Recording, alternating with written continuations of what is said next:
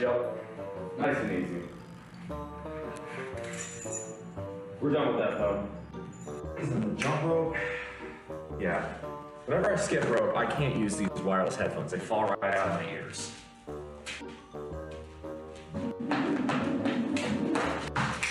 So of course, it would be helpful if I could get the rope itself not to fall out of my hands.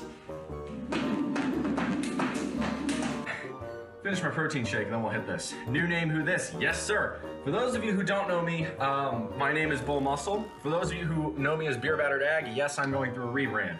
This seems like a pretty good time to talk about that, so let's go ahead and talk about it. I'm a die-hard Aggie. The eyes of Texas are upon you. That is the song they sing so well. Sounds like hell! So goodbye to Texas University. We're gonna beat you all to chigga-roo-ga-rim, rough, tough, real stuff, Texas A&M. Goodbye. We get a little bit more all. So why can't I click all? Oh, yeah, there it goes. Nice.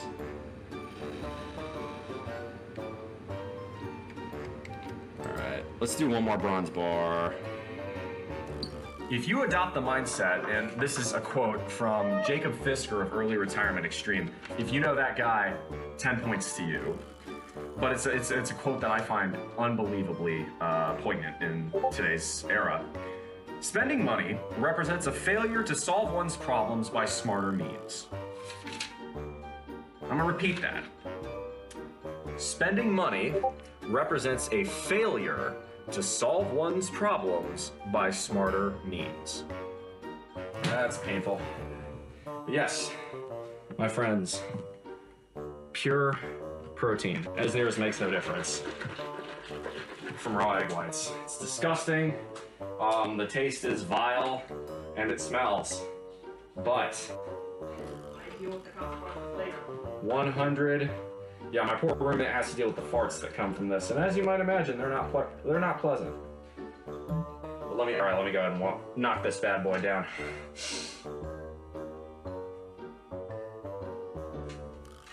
Oh, that's vile.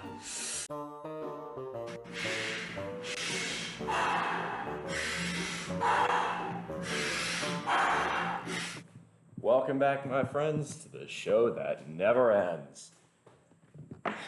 I'm back from Boston. It has been a whirlwind, a wild whirlwind of a week. I'm very happy to be sharing a wonderful Sunday morning stream with you now. Obviously, Sundays are normally my rest days, but I haven't lifted all that reliably. So, Auntie, good to see you. For a second, I still thought we were watching the preview. Trigger, welcome back on in. Big Red, good to see you. Thank you all. It's been a wild trip. I've got so much to unpack and debrief with you guys. But more importantly than that, I got fucking squat day in here. So we're going to start with some jump rope, and we're going to go from there.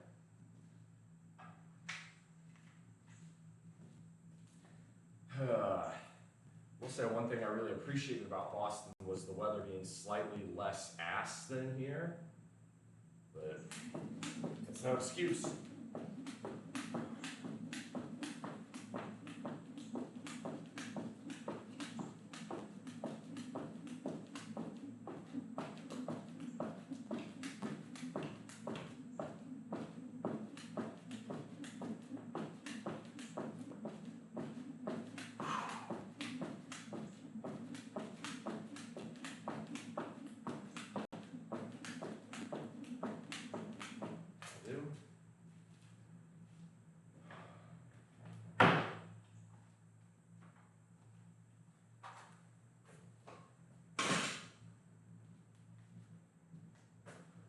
See you back, Nick.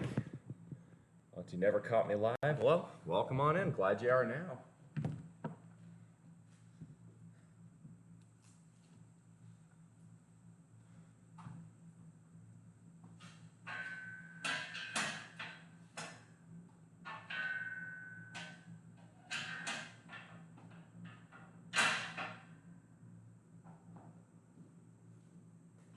Oh,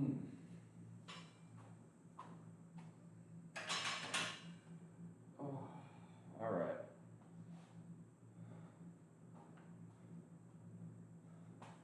Since it's been a little while, I'm gonna start off with one front squat set with just the bar. Really gonna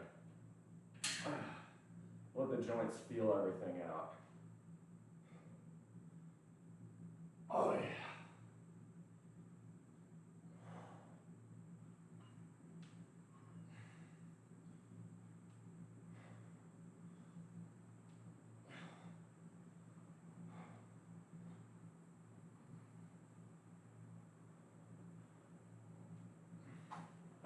So bad.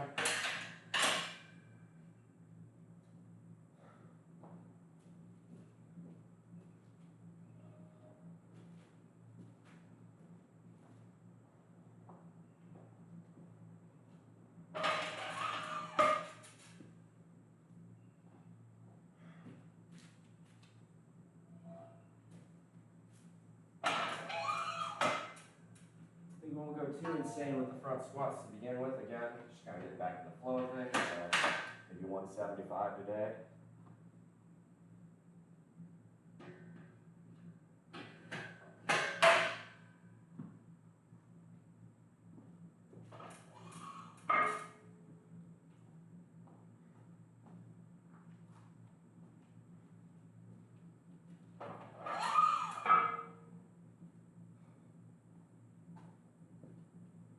Hey, then Fatal, good to see you.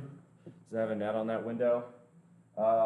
Yeah, all my windows are screened, but just opening the door for a few seconds to get in and out of here is gonna, it brings them in, unfortunately. There's not much I can do on that front. All right.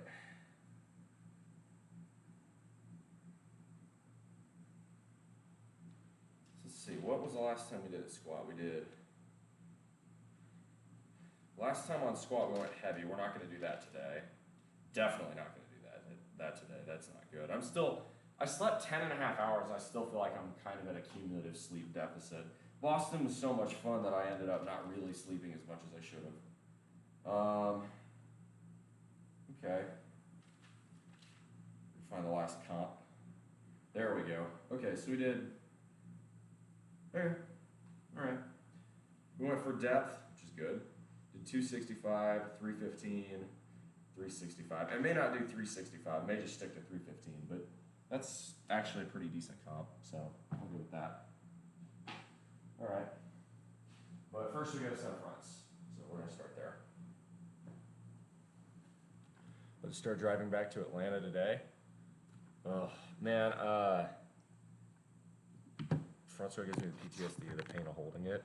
I'll be honest, I don't feel the pain as much doing this. I feel pretty good on front squat. There we go. On. And make sure my headphones pair up.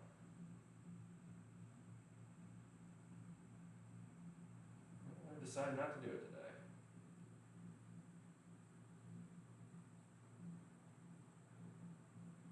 Come on. Oh, that's annoying. I'll figure that out next set. That's what that means. It means it's not a now problem.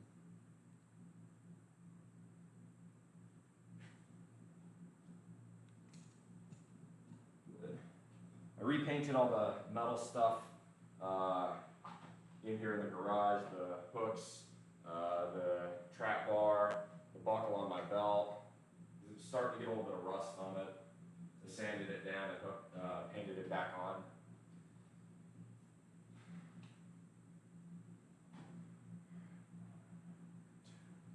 One, two, three. Actually, wait. What am I doing?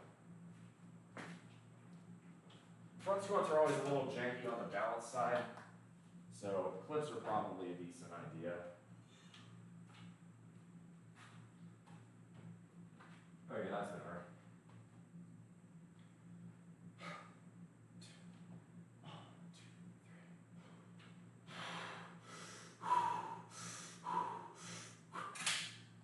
Yeah, there we go.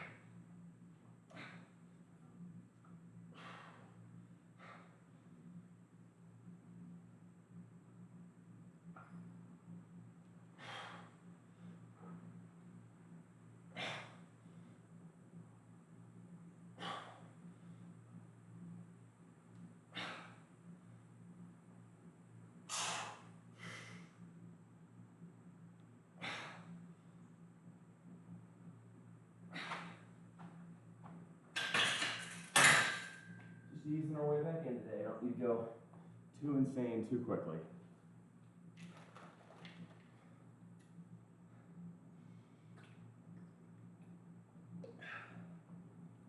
I brought my protein in here today on account of, because I slept in so much, I didn't really have any time to put anything else besides just caffeine into my system. In general, caffeine and an empty stomach do not really mix very well together. So, I'm moving up my protein to compensate. So, move y'all over the side scene. Probably not for this set, but for the sets at 315. Or for the, sorry, the side perspective, I should say.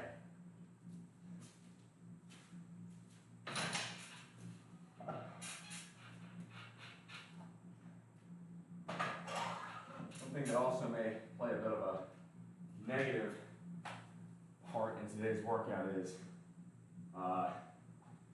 having been in Boston where it was 75 and beautiful all week, coming in here, this already feels pretty miserable, and it's only 9:30.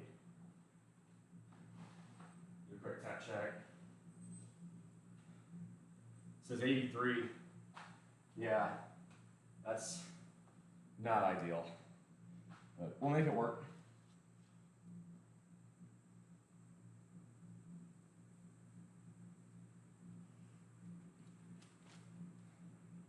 See, when was the last time we had a normal routine squat day, deadlift, pull up? There it is. Okay. Okay. Okay. It's been a hot minute. All right, so we did 12, 12, and 10 at 315, so we can do better than that. On a set of 216 at 265. I'm feeling confident. We can improve on that. That's beatable.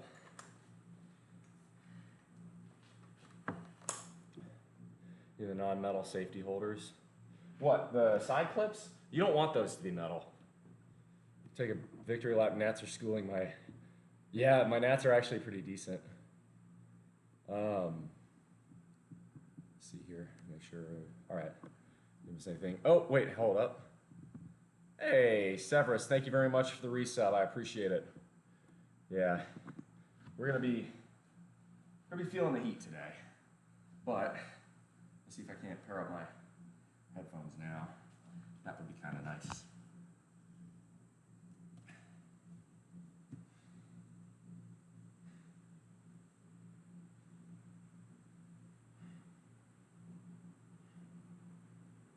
Oh.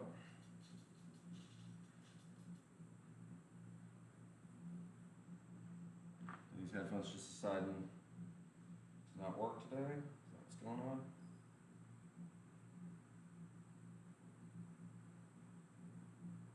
Why? What's going on here? There we go.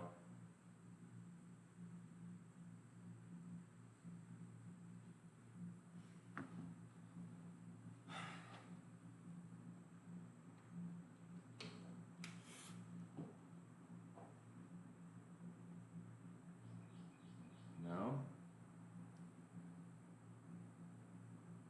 Come on, pair. This is frustrating. I don't get it. See all, jib true. It just disappeared. There we go. Sweet. Perfect. All right, we got it rolling. Let's start.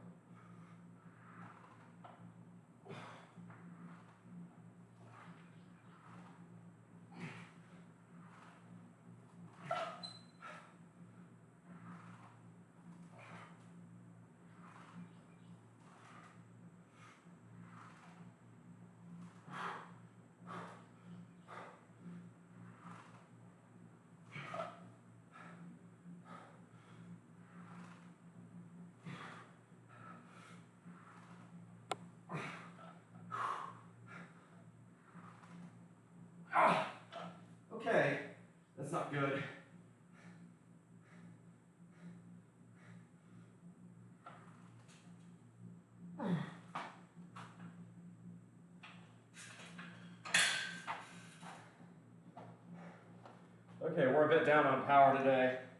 That's not ideal.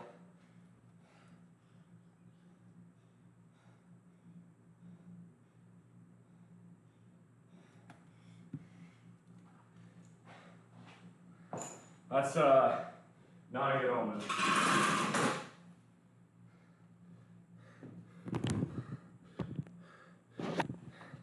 Natural born killer, you got it.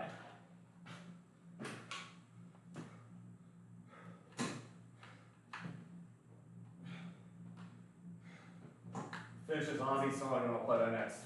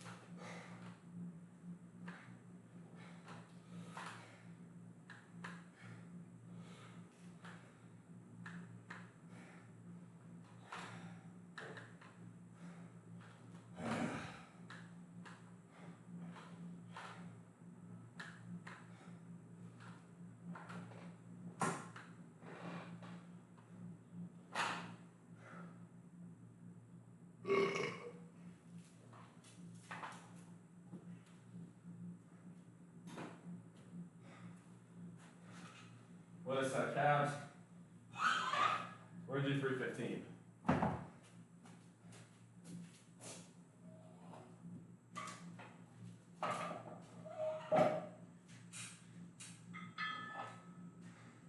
I think today we're gonna stick to 315.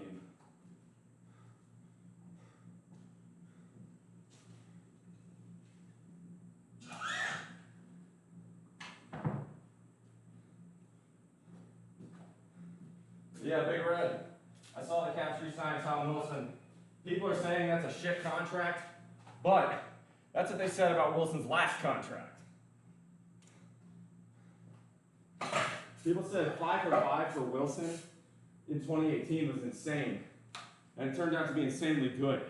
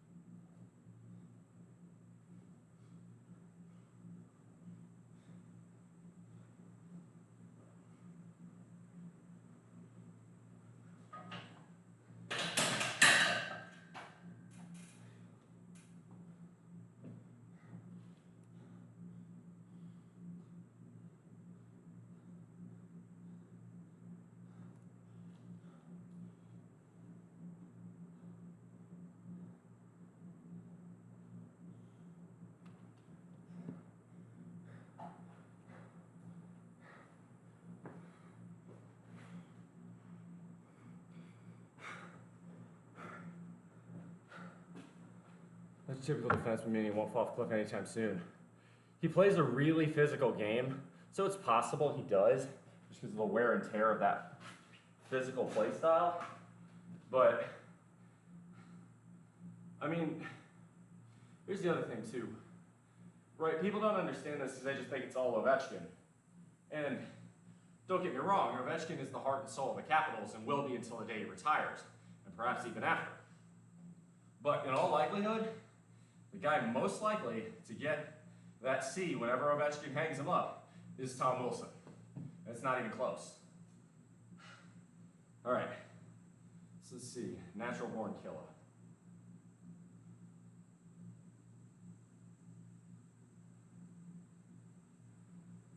Dr. Dre and Ice Cube.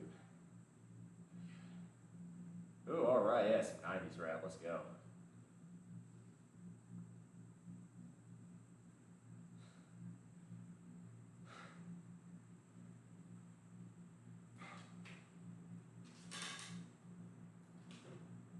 Yeah, that's the thing. Tom Wilson's a forward, so you can say, oh yeah, well, Wilson's play style is going to mean he's going to fall off a cliff faster, but because he's a forward, there's no reason Wilson can't adjust his play style. You got to remember, right, he was not seen as much of a goal scorer, you know, in 2018, 2019. As time has moved along, he's become more proficient, you know, probably because he's been sharing a line with Nicholas Backstrom and Alexander Ovechkin, two of the best to ever play. You know, one for passing, one for scoring. So, I don't know. Is 7 years a bit steep? Yeah. Would I still be thrilled to have Tom Wilson on the team at 37? Probably. Because the dude is, again, he's the heart and soul of the Caps.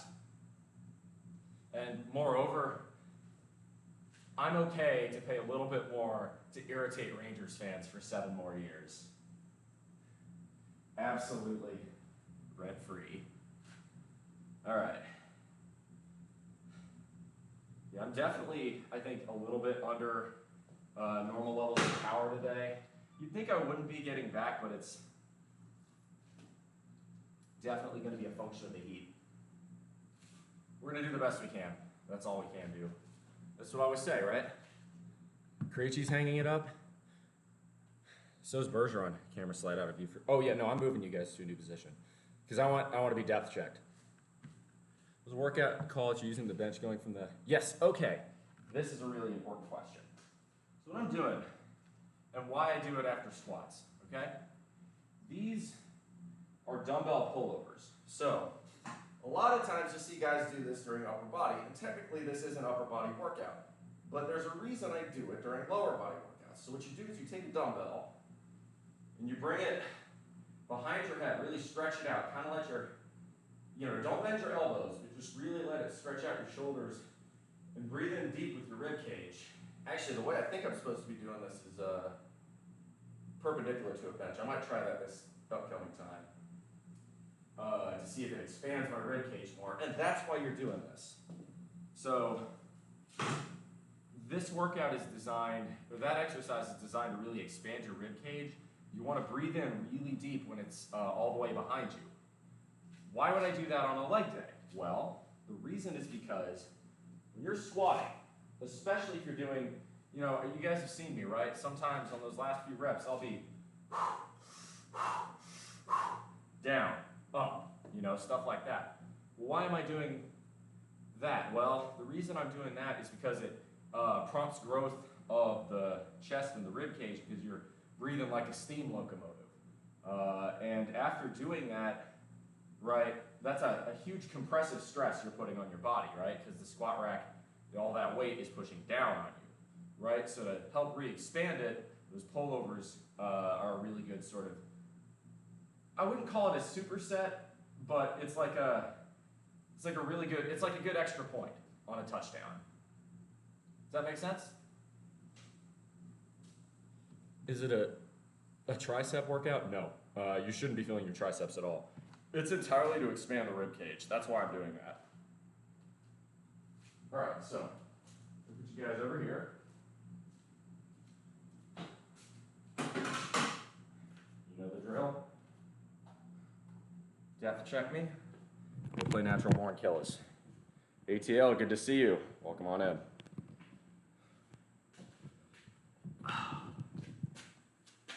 It's a bit low, a bit high, just right.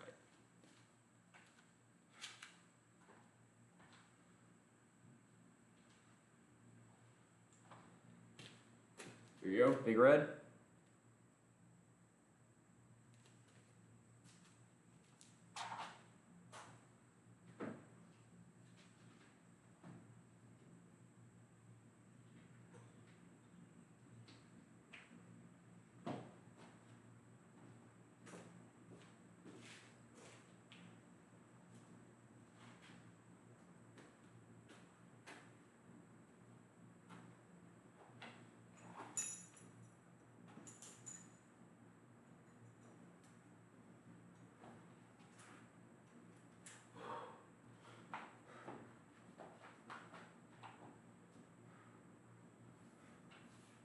Like bull.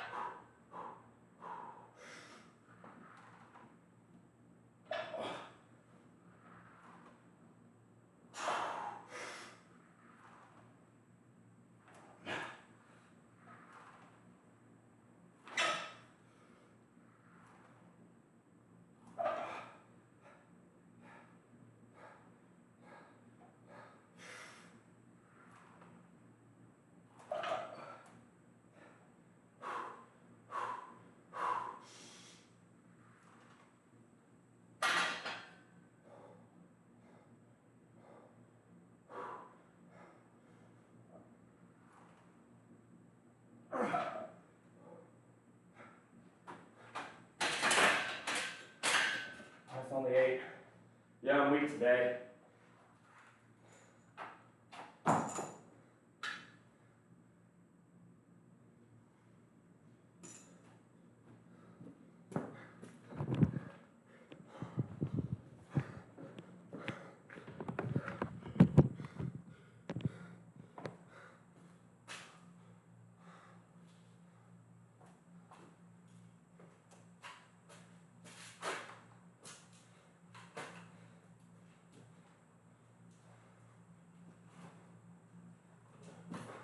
Let's try it this way.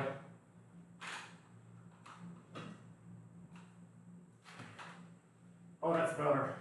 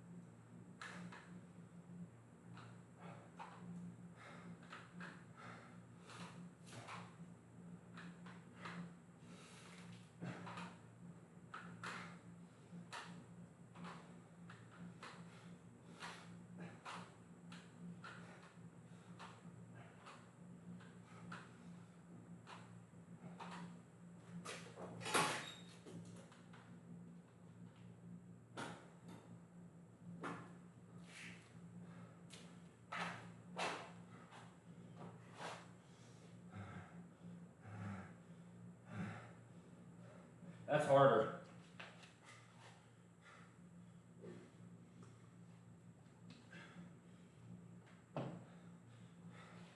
Yeah, What's up, understanding? Good to see you. Does that have a weight on it? Yeah, it's just 20 pounds, so it's not much. Okay, so.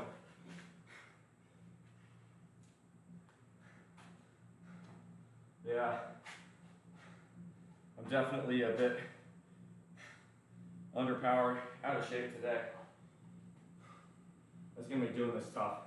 I'm gonna do the best I can. I don't know how far we're gonna get today. Too much travel, too much rich food. I can feel the results, the effects. And this week's gonna be busting ass, busting ass, busting ass. I'm gonna hit push tomorrow, ultimate Tuesday, pull Wednesday, rest Thursday, leg Friday, push Saturday. Probably may actually pull Sunday in here because that following Monday, I'm out of town again. Heading up to Washington State. So if you live in the Seattle, Tacoma area, you want to meet up with me, come talk in the Discord.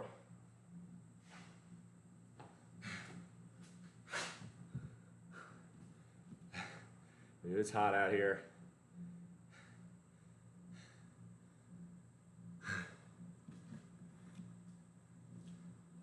This is definitely tougher than expected. This is rough sledding today. We keep on, we keep on. Ain't no fucking quitting. Little Van Halen on.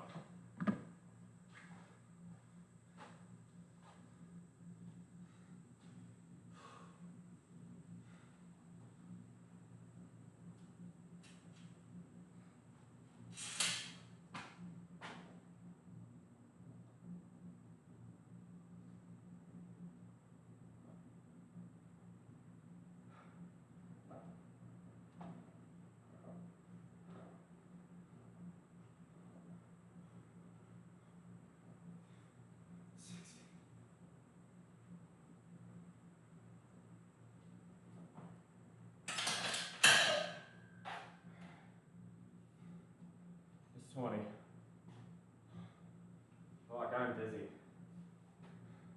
We are not gonna be able to hit it as hard today.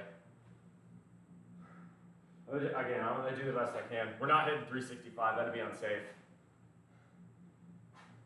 Probably not gonna go for the full 30. It's that workout. You gotta listen to your body sometimes. Bothers me because I should be rested up right now. Instead, I made poor decisions in Boston. And look at the results. Paying for it now.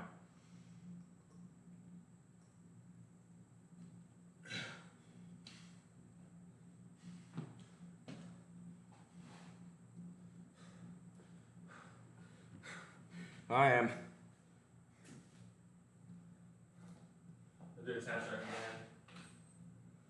As expected, it's warming up fast today. It's already 87 in here. It's not going to get cooler. That's probably a couple degrees under. This is right at the window, as opposed to me in the car putting off heat. Yep, it's rising. It'll be probably at least 90 before we're done, if I were to guess, in here. And that's the thing. Oh, that reminds me. Next Saturday, I actually have an electrician coming. So, God willing, he quotes me a not insane price to put in a stronger circuit in here. And once that happens, I can buy an air conditioning unit for the window. And that will be a huge deal.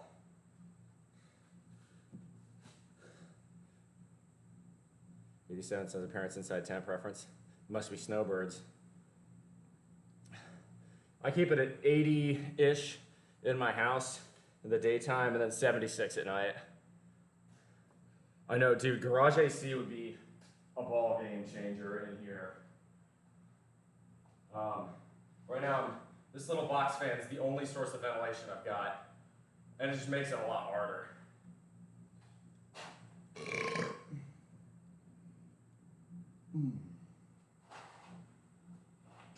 Oh man, feel a little bit better now.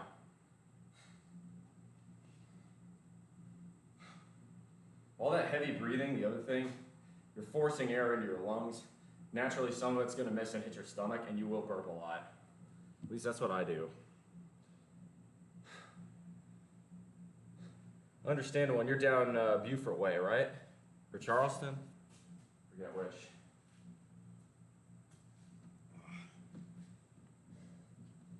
Yeah, I'm not doing great today, fellas. Doing the best we can.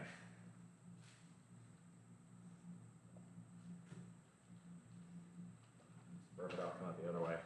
Yeah? Ain't wrong. Yeah, today's probably not going to be a full fucking workout. That's a good way for me to get heat stroke. You know what, I can actually, while I'm here, I'll do this and then we'll start the next set. Current temp. Yeah, that's what I was afraid of. 87 in here, 91% humidity. So that is, let me do the heat index calc. It's just, this is why I can't go fast. It's,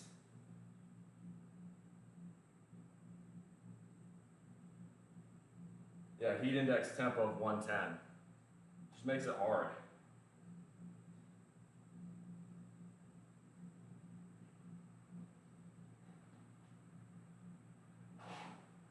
All right, ain't no excuse, ain't gonna mean I'm quitting.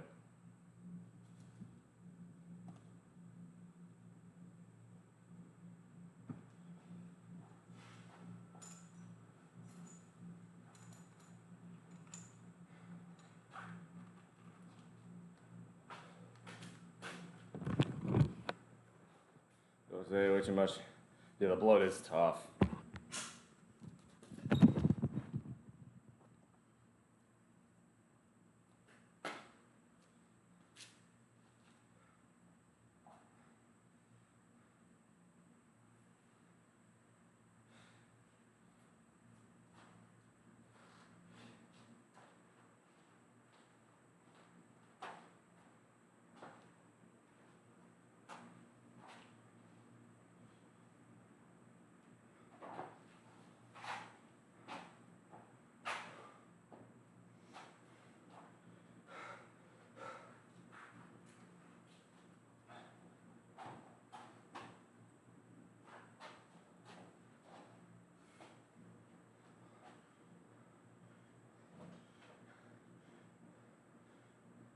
Come on.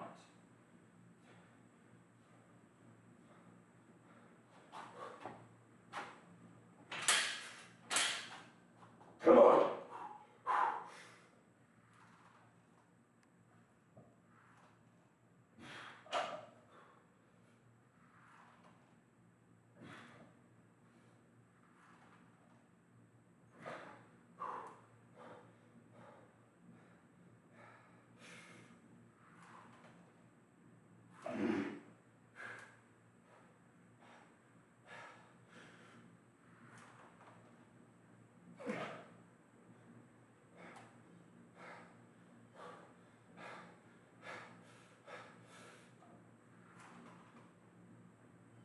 That's it. Yeah, we're just low. We haven't got it today.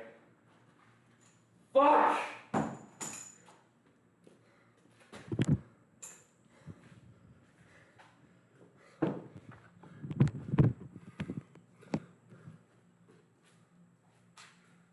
This is incredibly disappointing.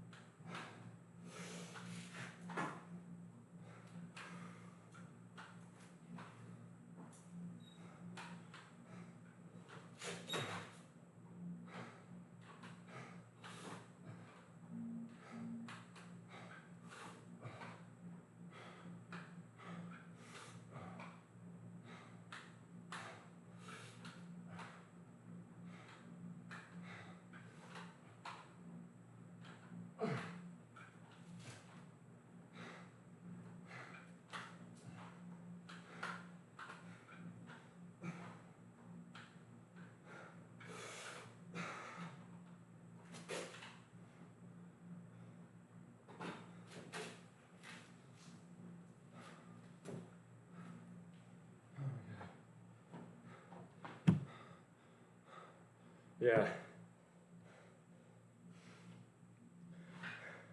I'm doing the best I can here, but it's not going well. I'm sweating profusely. Very lightheaded. will be our last heavy set. I'm doing the best I can. That's all that matters. Try your best. You're gonna get days like this. On one hand, I'm frustrated because I rested a week. On the other, I get it because I make poor decisions. And on that first hand, I'm kicking myself for making those poor decisions. Trying not to beat myself up. I can't go back and change the past. And Stoicism states, don't focus too much on that which you can't control. But I could have controlled that.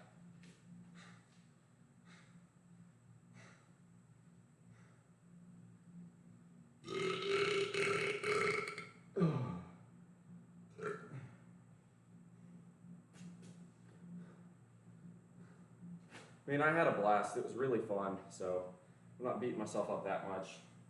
Sometimes you gotta be a party animal. Oh.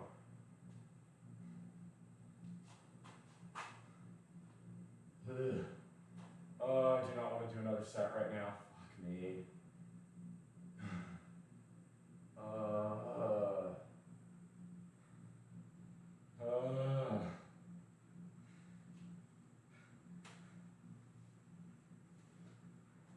Alright, let's do a set of calves. The diet, give the right amount of protein can kill the bloat. We're all up in a ball of diet right now. Facts. Facts.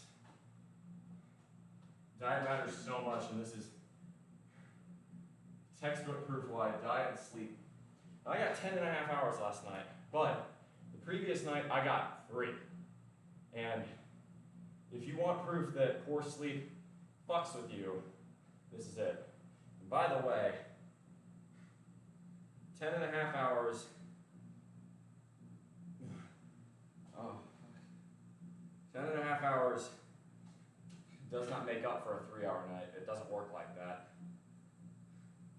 It's more like, you have sleep debts and surpluses, but there is a fat interest price you have to pay for sleep debts. It's not a one-to-one analogy. Well, I'm certainly paying the price right now. Paying a little bit of the student tax here, folks. There's a dumbass in Boston, and I'm paying the price. We'll do one more set of calves. I think I'm gonna leave y'all up there for the final set on squat. Unless y'all really are enjoying the depth check. Well actually, y'all tell me, on that last set, was my squat depth, was I hitting parallel? I feel like I have been. I feel like my squat depth has gotten a lot better.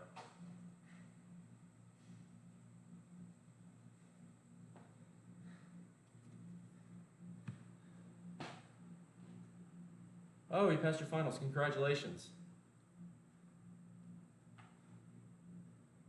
Come on.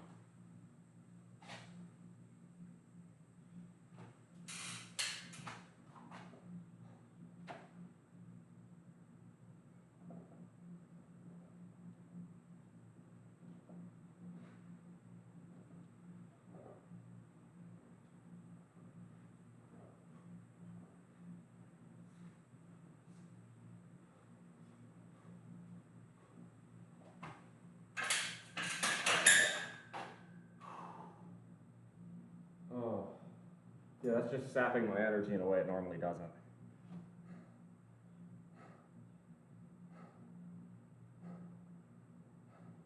Congratulations, Trigger. That's great. I'm gonna sit down on here for a second.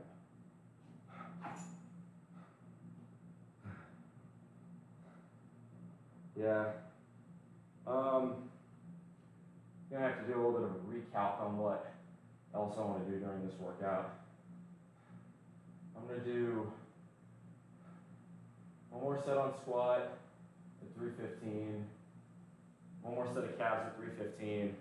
Probably move down to 225, do a higher volume set there. And then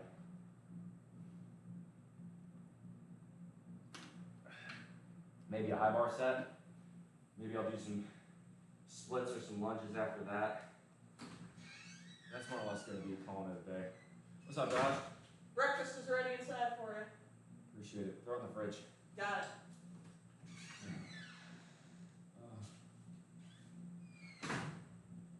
Yeah, this isn't fun. I love lifting, I really do.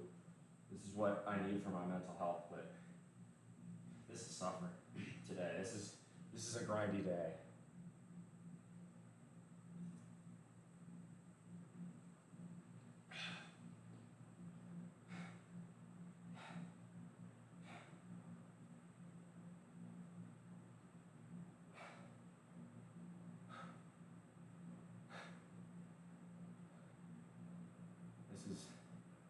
This is not so fun.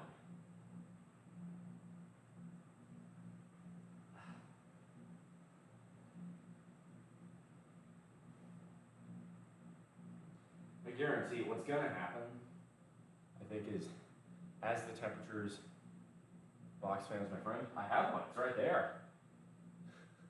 It's not enough. Look, when it's 90 degrees out, box fan's only gonna do so much. I'm just sitting here pouring sweat. Do one more time check. 88.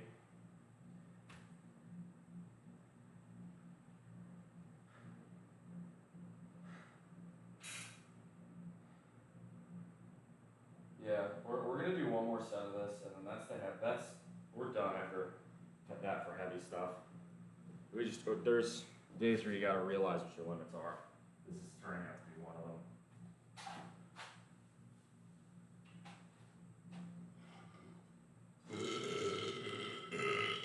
Oh.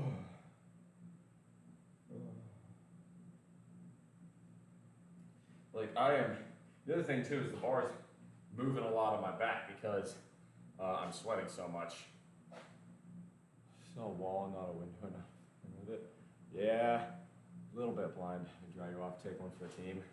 Sure you wouldn't be alone in wanting to do that.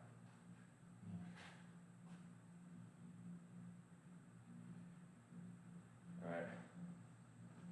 Last set, I'm gonna fucking make it happen. I'm gonna leave you guys over here. I'm gonna check my form afterwards, but I feel a lot more confident in my form now than I did a few weeks ago.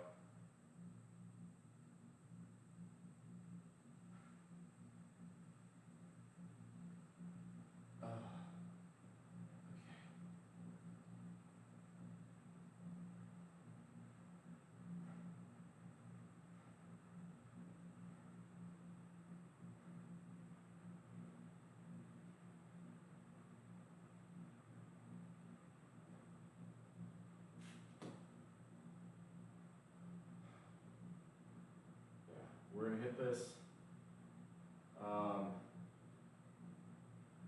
Yeah.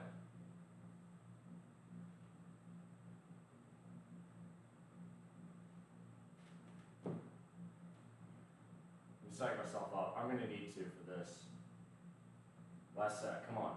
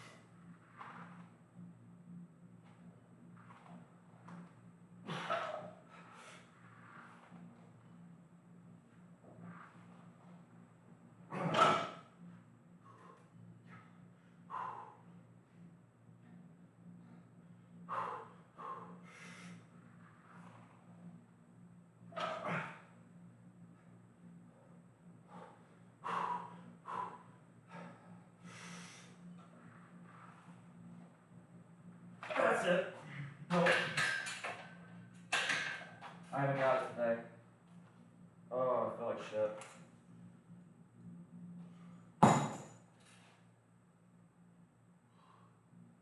Fuck! I don't want...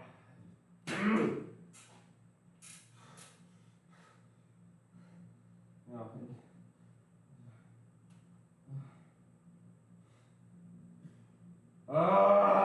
Only 6.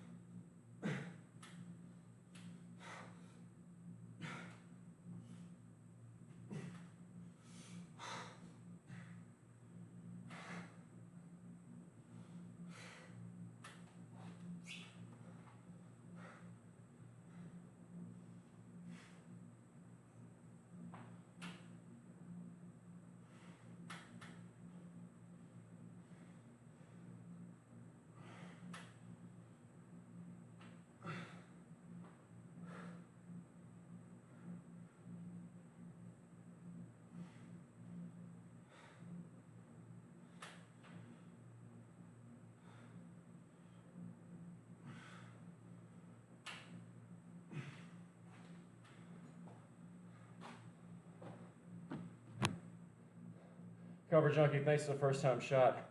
Yeah, I know the form on that last one wasn't fucking clean.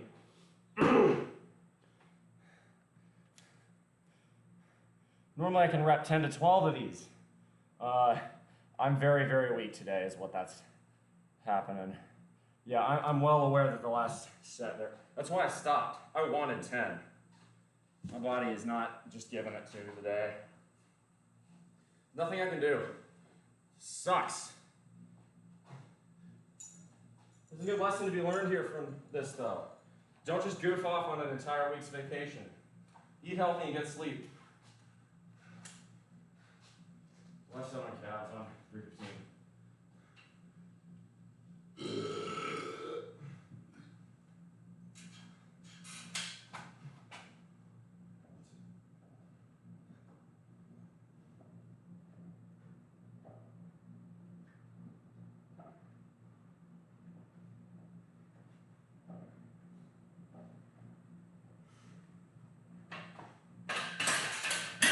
Yeah, I can just feel my legs don't have the power today.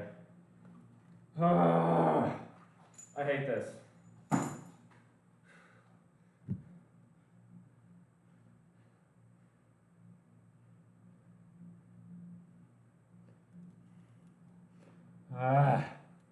Just frustrating as shit. I can feel my left leg kind of buckling inwards a bit on that last set. Was there anything else bad form-wise? Depth, spine neutrality is going to be hard for you to see from this angle, but you know, if you can notice it, say so.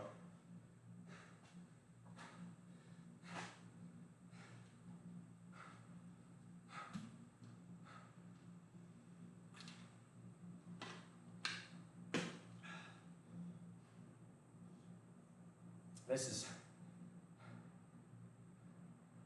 a little butt wink on the 6th rep. No, butt wink is not ideal.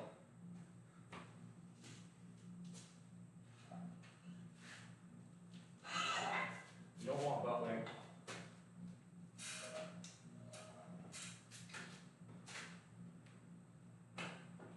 If you butt wink too far, it's a really good way to hurt your lower back.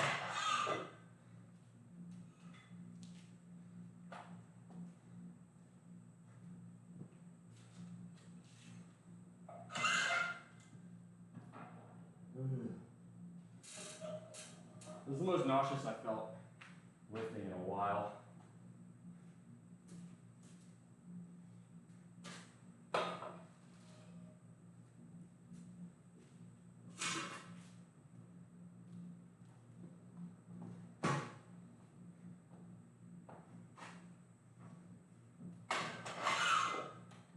Move 225, do high bar.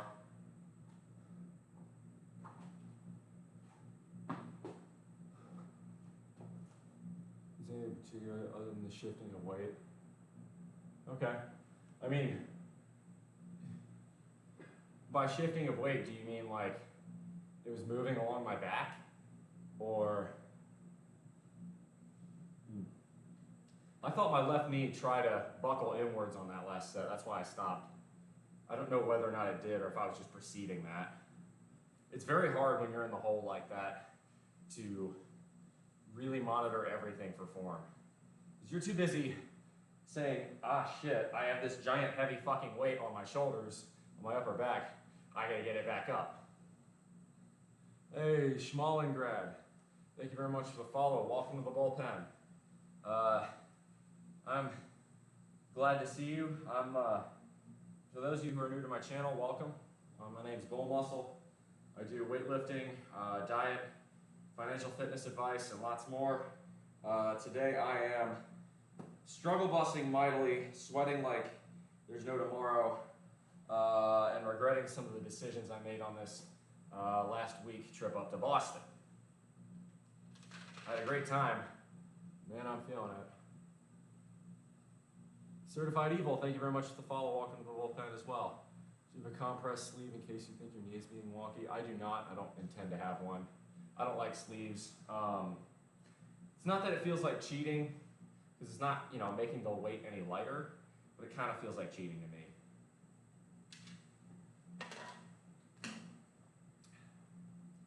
But, your mileage may vary. If you've had knee injuries, a sleeve may be a really good thing. Certified Evil, thanks for first time chat. How are we today? Very down on power. I was in Boston for a training last week, and probably after the workout is over, I'll go a little bit more in depth. There's a lot I took away from that, and a lot I'd like to share. But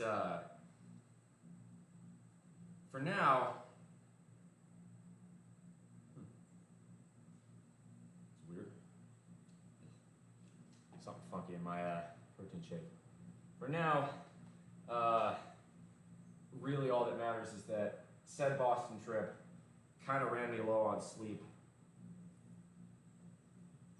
And I lost a little bit of heat resistance up there, and I'm suffering for it right now. It's probably near about 90 degrees in this gym. It's not air conditioned, it's very humid. I mean, you can probably see just the sweat glistening off my body. It's pretty brutal. We're gonna do a set of high bar next. I think the play is gonna be a set of high bar, set of low bar, 2 more sets of calves to go with it, a couple sets of splits, maybe a set of lunges, and maybe a set of kettlebells, and that's gonna be it. You gotta know your limits.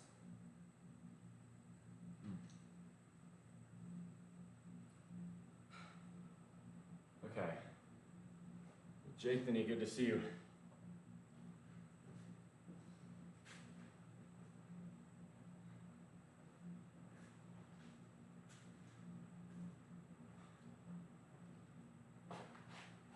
Yeah, I feel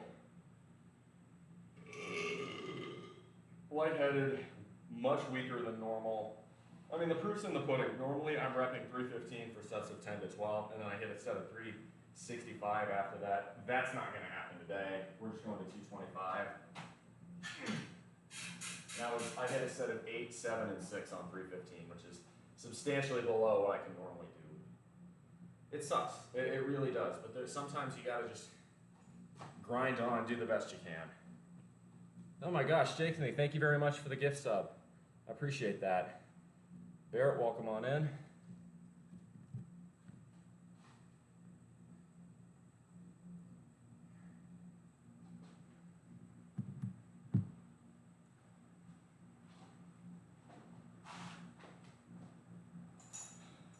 No quit. Strong like wolf. No quit. Might be hard. We don't do these things because they're easy. We do them because they're hard. Some dude from Boston taught me that.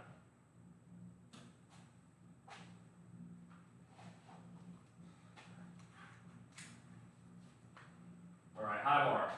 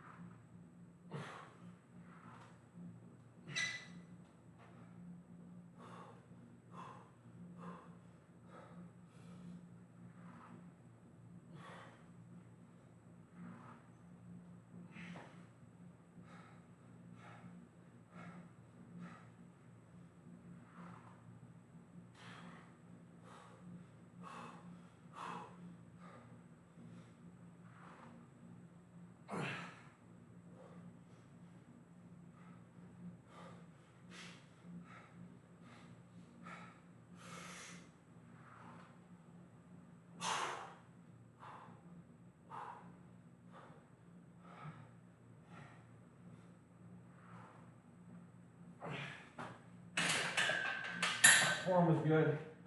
Only 10 reps, but that's okay for today.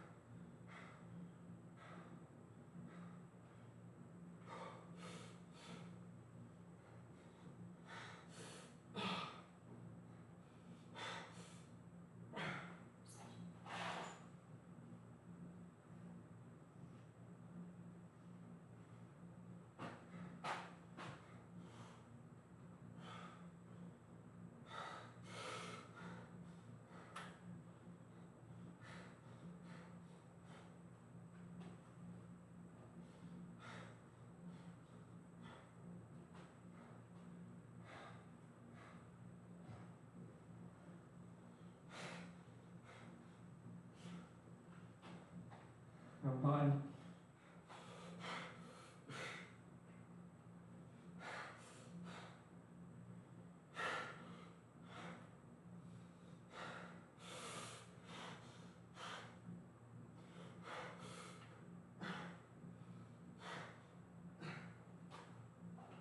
Not bad. Not bad. Just do your left legs this weekend. Dude, it's my whole fucking body at this point. I felt like those reps were really clean on form. If they weren't, say so. It felt good. I didn't feel any weakening. I probably could have done a couple more, but that wasn't my volume set. This is. My left is definitely slightly weaker than my right.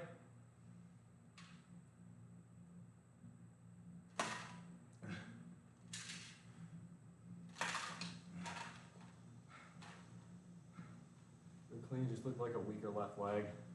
That's true.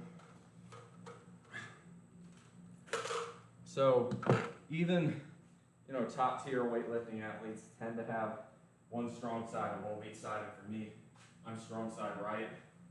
So that doesn't surprise me. All right, and for this one, this is gonna be our last really high effort set of the day. I'm gonna rock 225. I'm gonna go for volume here. I would like to get at least 20 reps here. I'd be pretty frustrated if I can't get that. But for that, I'm really gonna need to let myself recover a bit first. Wait, did I do a set of calves for this? I don't think I did. You know what, I'm actually gonna try something. I'm gonna take my shoes off for this. Because these shoes don't really work very well for splits. And I'm wondering how, there are guys who squat barefoot, and I'm wondering how I'll do if I try that. Let's see, there's no harm in seeing how that does.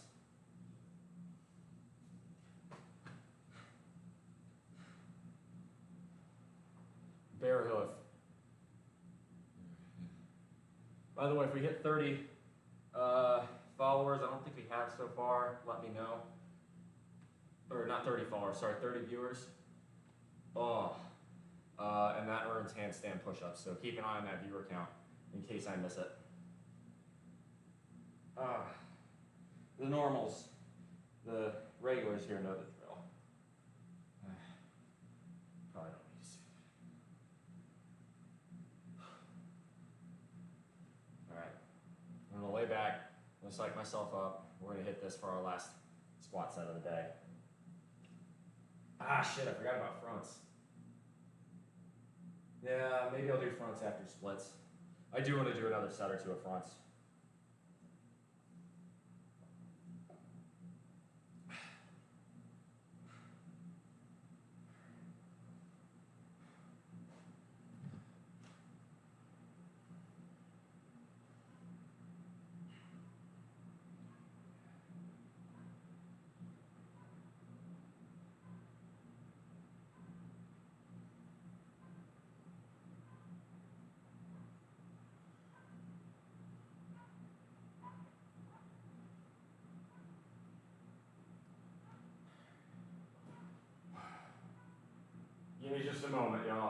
I will be ready.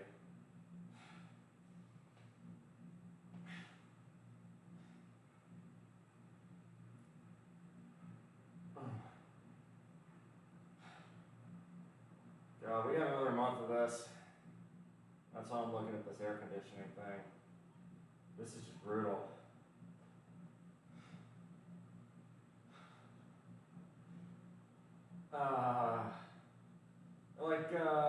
I'm trying to give a good example here. Have any of y'all ever done hot yoga? Oh.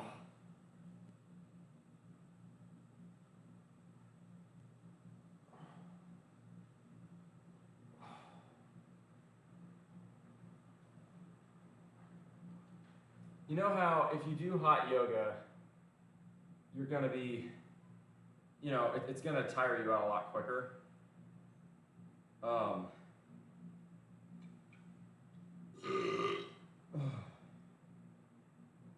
That's sort of what's going on here.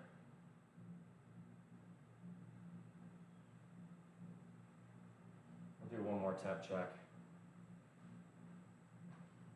Mrs. Kiss and Sweat. Well, what a good apropos username.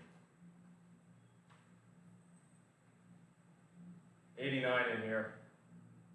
So yeah, it's as near as makes no difference, 90. And again, if it's 89 at the window, it's probably low 90s in here. So the window is where the coolest air is coming in. After I found your stream, trying to find more fitness streamers for accountability and motivation with it, you came to the right spot. Welcome to the bullpen. There's a lot going on here. In terms of, you're looking to learn, I'll be happy to answer any questions that you got.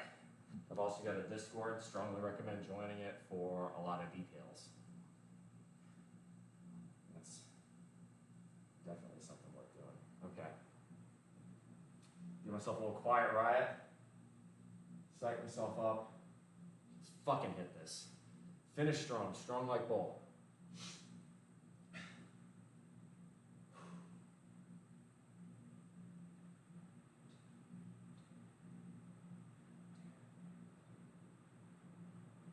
Actually, I think I know what I'm going to do. I think I'm going to deliberately do these slowly. I'm going to try to do like a 3-rep breathing squat in between each rep. Get used to having the weight on my shoulders for a long time. That'll help me if I ever decide to do super squats again.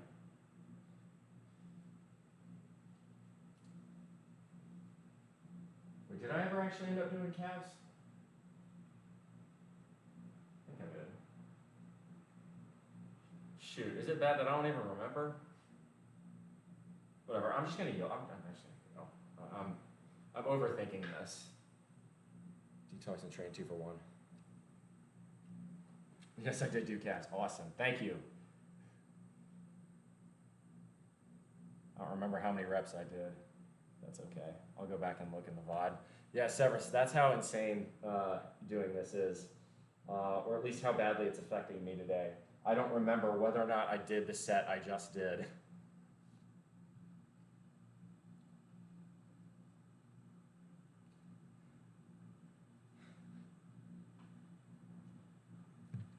If it's calves at 225, it was probably at least 20. That's my guess. All right.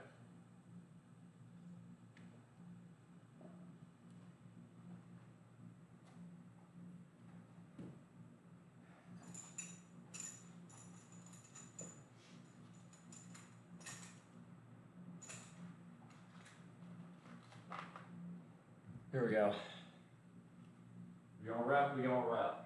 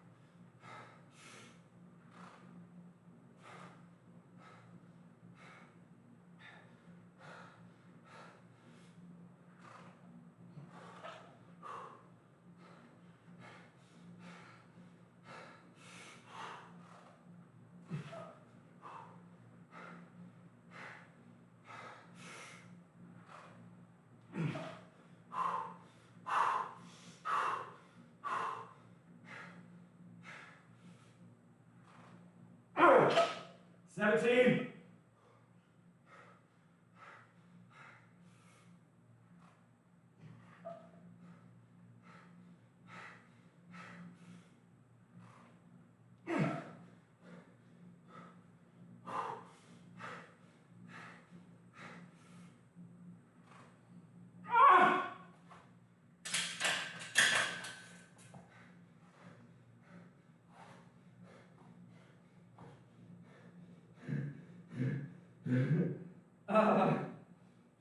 I'm okay.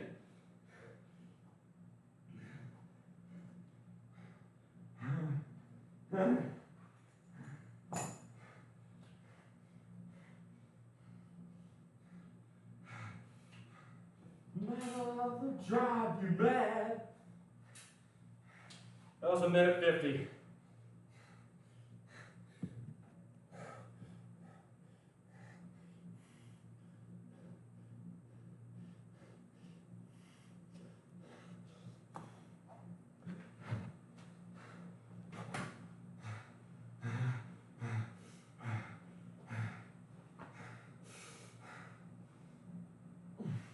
I'll do Raiders. Oh my God.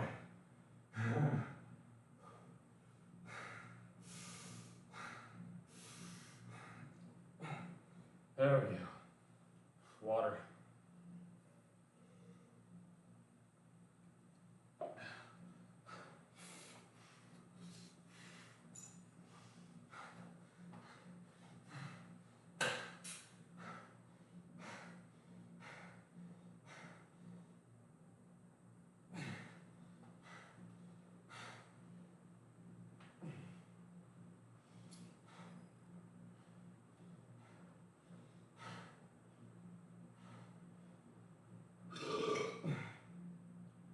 Bang your head, wake the dead.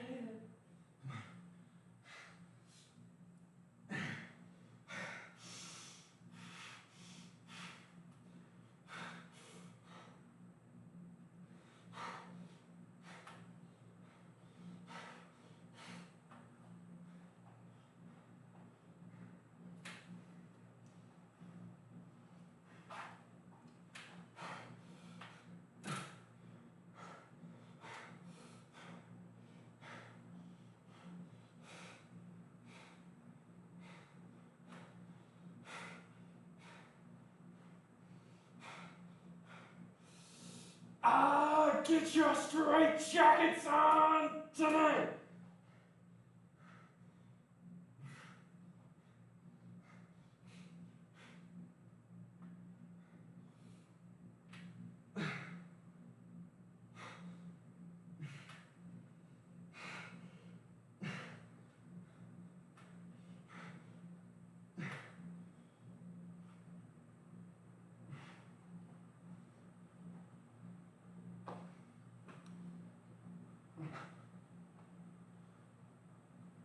My eyes are stinging. Oh my God, all that sweat. This is kiss and sweat. Thank you for the 300 bits. I really appreciate that. Thank you. Thank you. Okay. Thank you.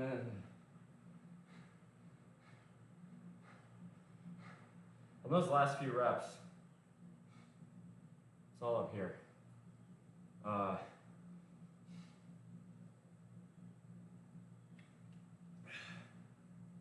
me, at any semi-heavy weight,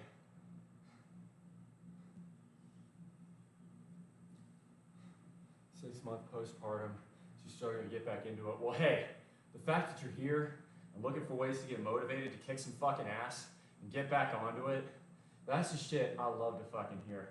A lot of people settle down and have kids. Congratulations, by the way.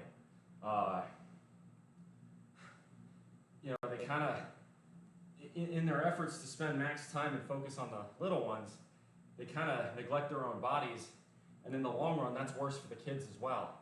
Take the time to take care of your own body, because you got to be there for the next, well, as long as possible, really.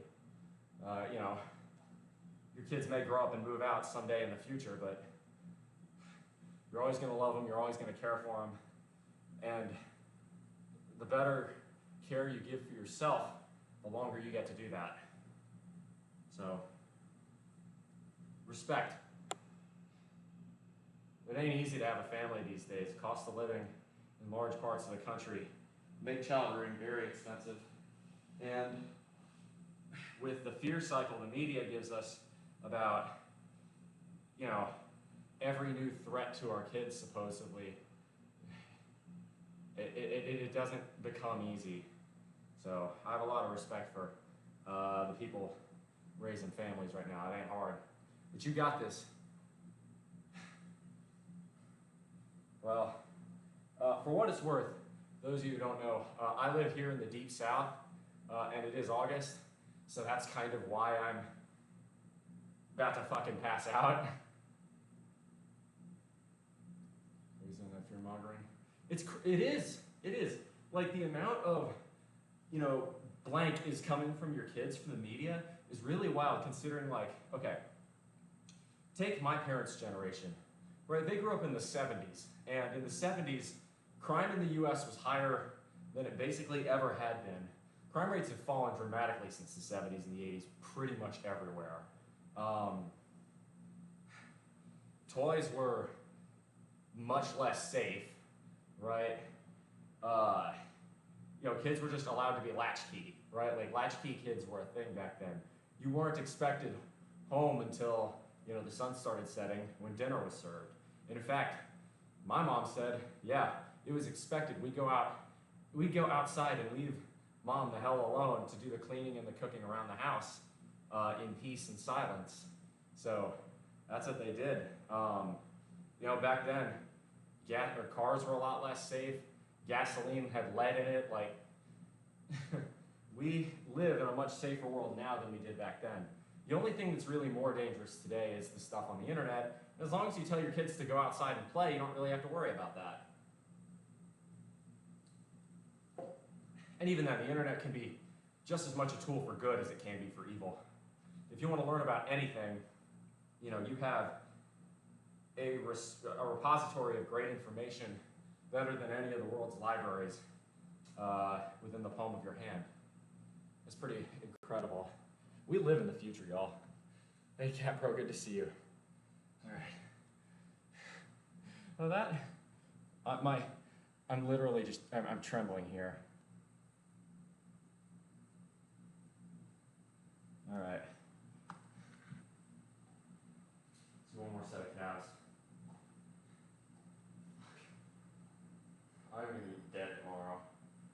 It's all right.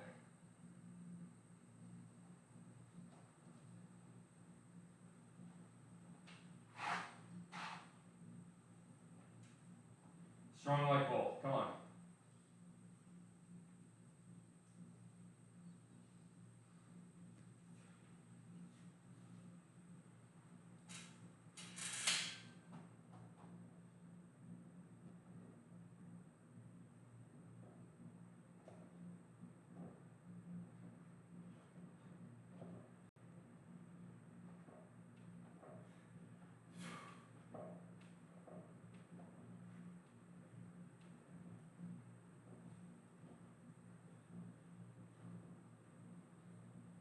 Come on.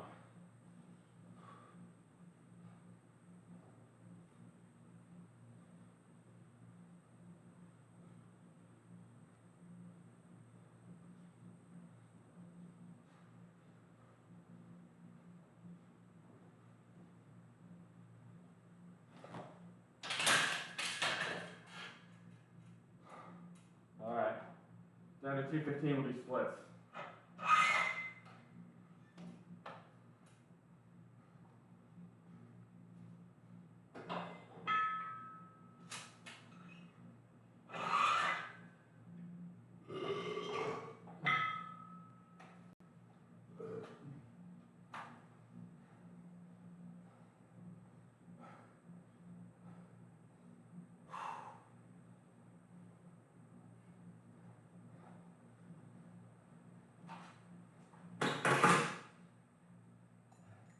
All right, hang this up for now. We don't need it for splits. Not at 215. If I was doing 275 maybe. Hey, Friar Wolf, good to see you. Should this be a nice little nowhere? Just like than it used to be, I'm sure. Hey, I see we got more than 30. That means y'all have earned handstand push-ups after the workout. Assuming I don't die first.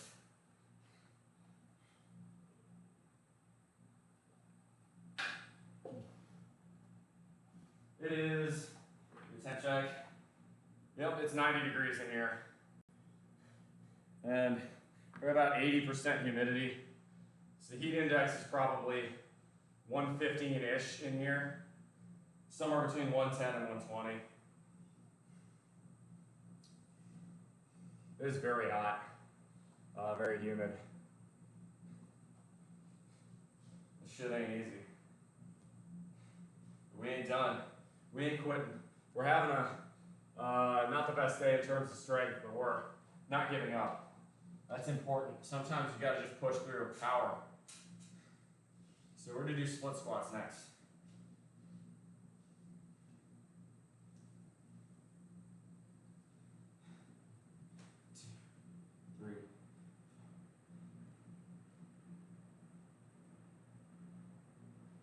God, my legs. Come on!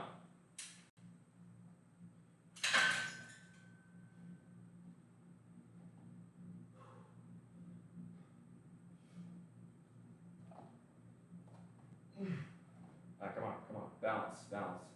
Find it.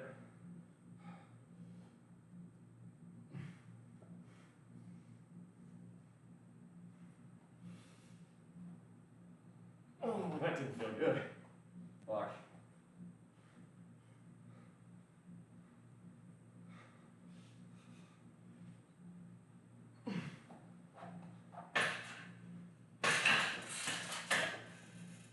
That's not safe. I need to go down weight.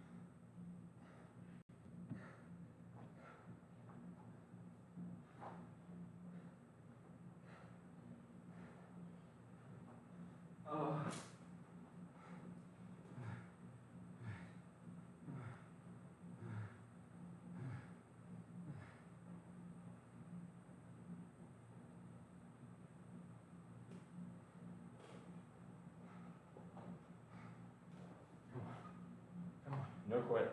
Don't give up. Don't give up. Just gotta, this is all about willpower here. This is, you're hot. You're sweating like a greased pig. You're exhausted. Your legs are trembling. This is purely the how bad do you want it section of the workout.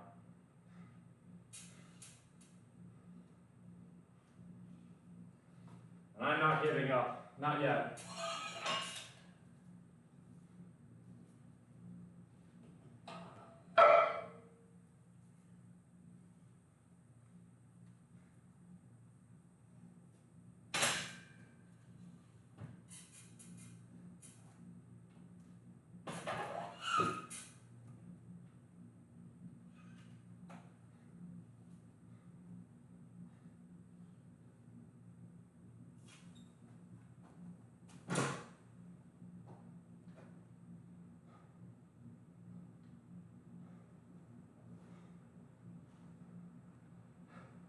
All right, Severus. Thank you. Yeah. Doing the best I can today.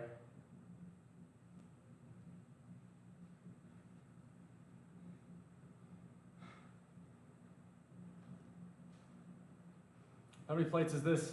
This is only 175 pounds. We're doing a split squat, so we're not supposed to go super heavy. And again, with the heat in here today, I'm just doing the best I can. This is survival right now. Yeah, it sounds like you're up in Montana now there, Capro.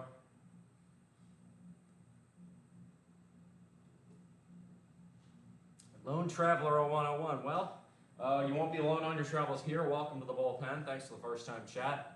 If you like what you see, hit that follow button. Enjoy the lurk. And it's Sunday, so if you're working, hope you make an honest dollar in many of them.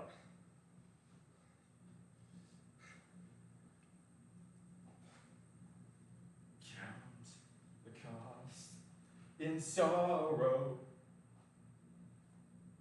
Sacrifice. The future has its price. And today is only yesterday's tomorrow. That's Uriah Heep. They're a great underrated rock band right there. Demons and Wizards is such a good album. 1, 2, 3, 4.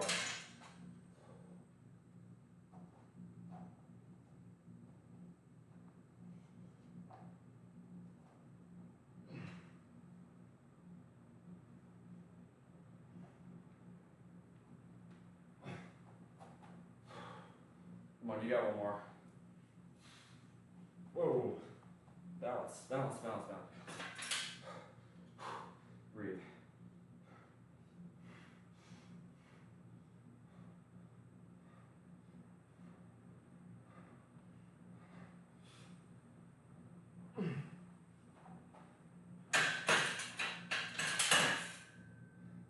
Well, one more of those.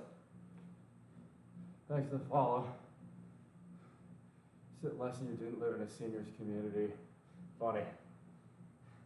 Already followed? Appreciate it, thank you. Sacrifice. The future has its price. And today is only yesterday's tomorrow. I already have a stellar physique. Careful in terms of injury risk, you've already arrived. I appreciate that. There's always more room to improve. Don't worry, I'm not doing any weight that'd get me hurt. This is pretty lightweight for me. The only reason it's seeming heavy today is because it is extremely hot and humid, even for South Carolina. Today is gonna be a scorcher. It is 91 in here now. The heat keeps climbing.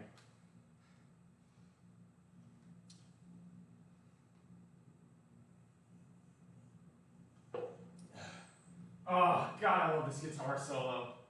There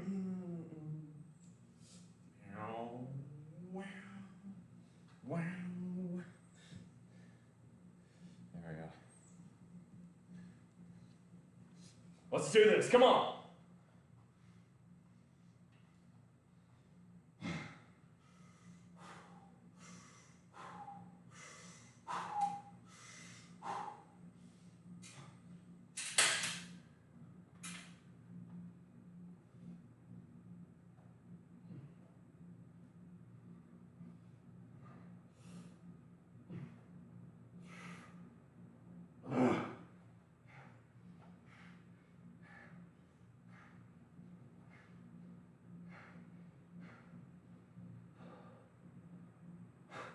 Damn.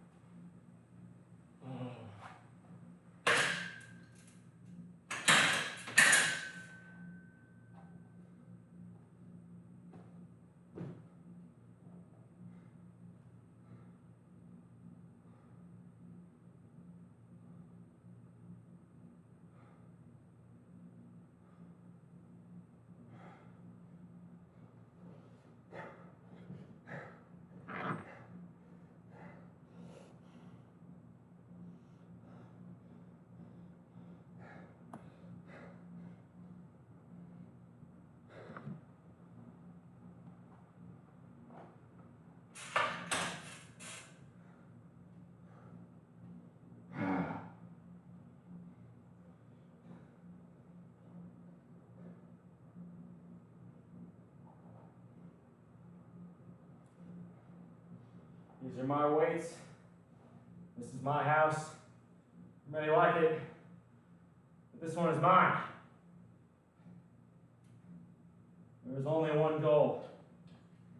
There's only one thing that fucking matters.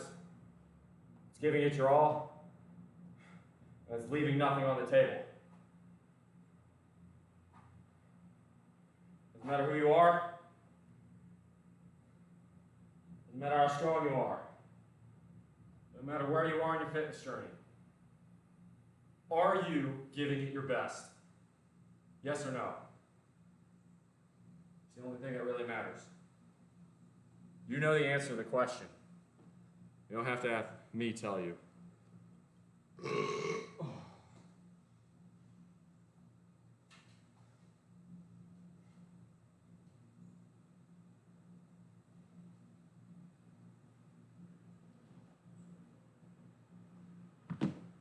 How bad do you want it?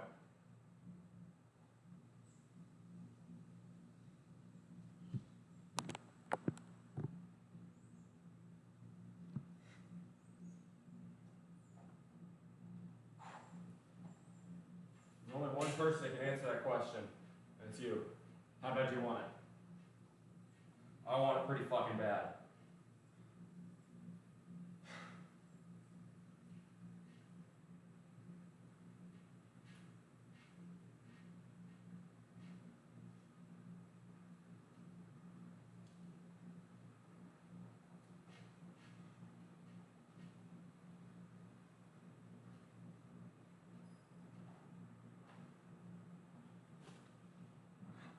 Front squats, the belt is probably a decent idea. It's not necessary, but it's probably still a good choice. Even though this isn't a ton of weight. Strong like bull. Down upon my face, stars in my dream. I'm a traveler of both time and space. Be where I have been.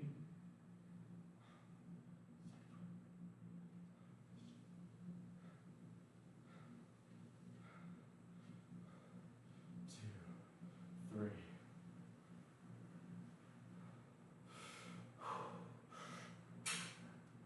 Oh.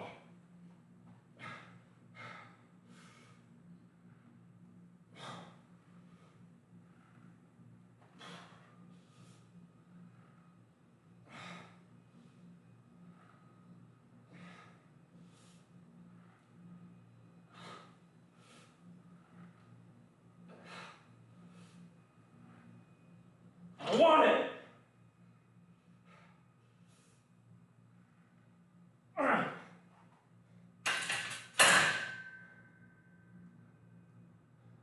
One more. Bulgarian lunges you might like better. I normally do them, but I'm running out of gas.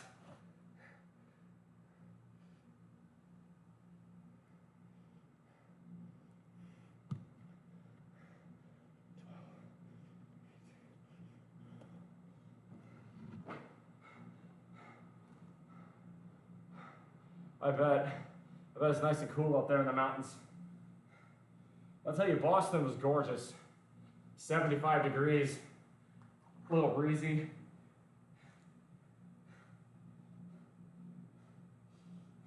I come back here, a touchdown, 92 degrees,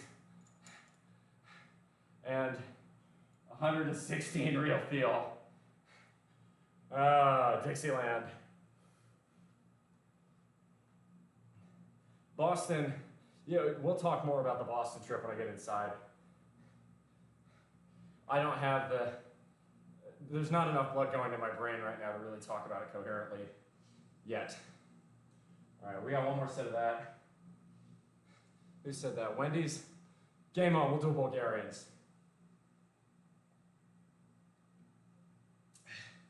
Game on. Why quit? Quitting ain't gonna do it. How bad do I fucking want it? First day back. First day back. Make it count. How bad do I want it?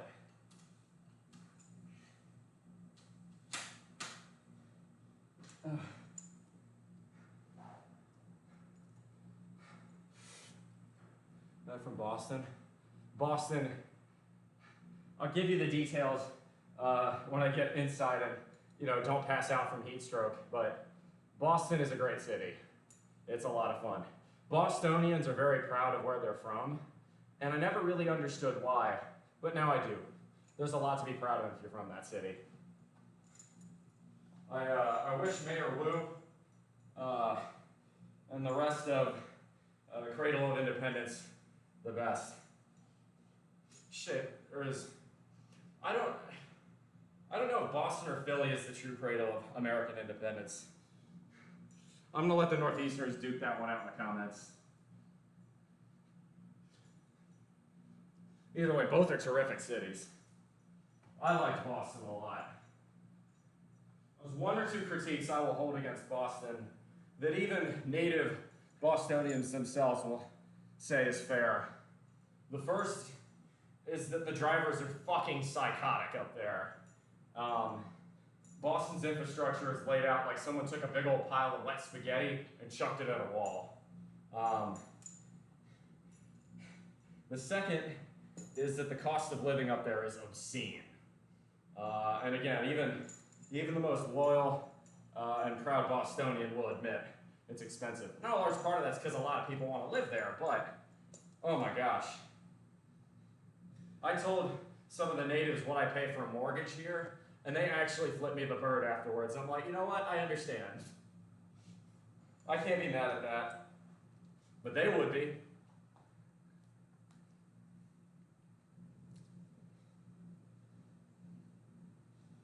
Oh, a lot of beautiful people in Boston too. Everyone's in better shape up there. Down here, oh, it's terrible. The obesity rate here is 40%. It makes dating hard, really hard. Look, I'm not saying I'm superficial, but like if you are functionally out of shape, you and I are going to be incompatible on a date, you know? I'm a very active person. I mean, that should be inherently obvious.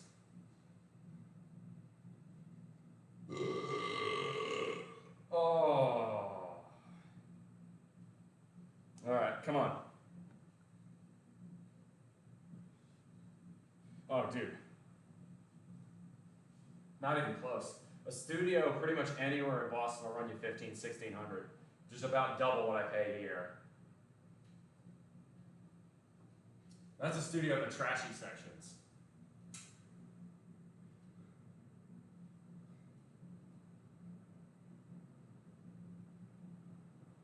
Come on. And if you want to live in Cambridge, yeah, good luck. No, that's even crazier.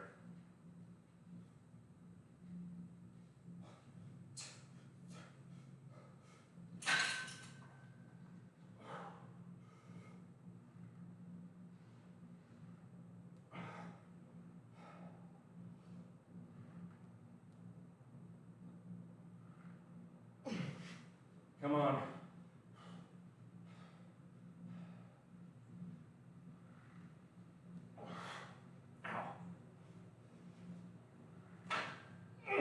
That's it. That's it. All right. A little Bulgarian. Popped myself in the jaw, lost my grip. Hatchy.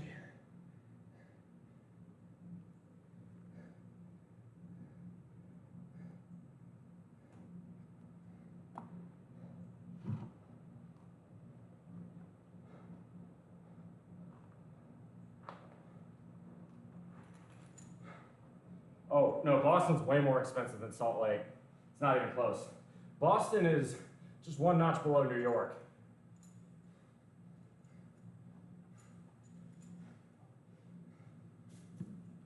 And then, you know, in theory, you all have the really good tools to make up for it. But taxes are extremely high in Massachusetts. I mean, but Taxachusetts may be a bit of a derisive term, but there is a reason people say that.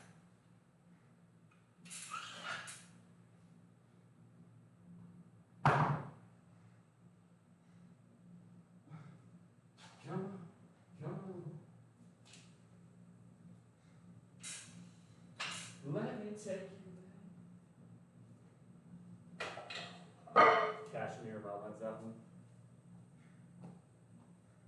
Play Child in Time by Deep Purple to finish it off. Songs about Vietnam is a good one.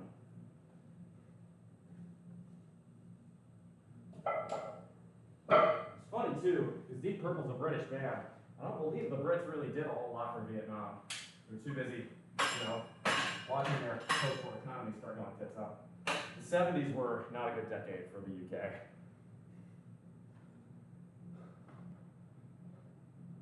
Yeah. But I will say, Boston, yeah, you're going to pay a lot more in rent. You're going to pay a lot more in pretty much everything. Taxes, groceries, the lot. But two positives to Boston.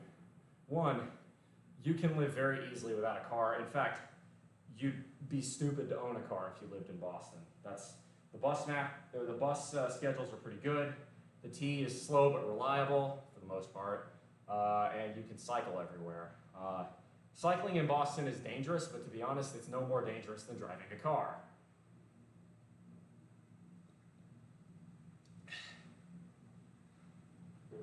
$3,500. You must have been looking in a really nice part of Boston, and probably at a 2-bed or a 3-bed. For the most part, like even in the ritzier parts of town, 1-beds and studios don't quite run. They didn't quite run that much when I was there this week, so. I think the nicest ones I saw were like in Seaport, and Seaport's really like gentrified and shit. I saw 1-beds and 2-beds for $2,500. So $3,500, you must have been looking at something real ritzy. But if you're making a Boston salary, you can probably afford it a lot easier. Let's finish it off with Cemetery Gates. It is 92 degrees in here.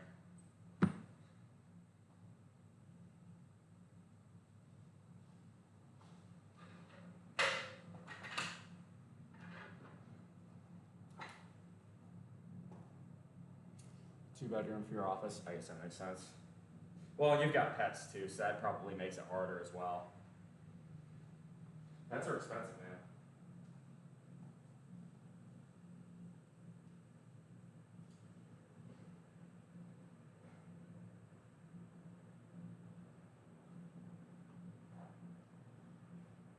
But no, I've got a lot more to say about the trip. It was really great, but we got a couple sets here. I'm not. Wendy's, you've motivated me to do Bulgarians now.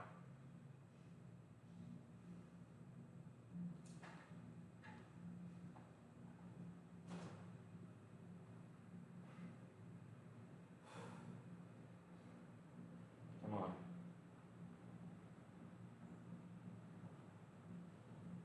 Gotta love Pantera.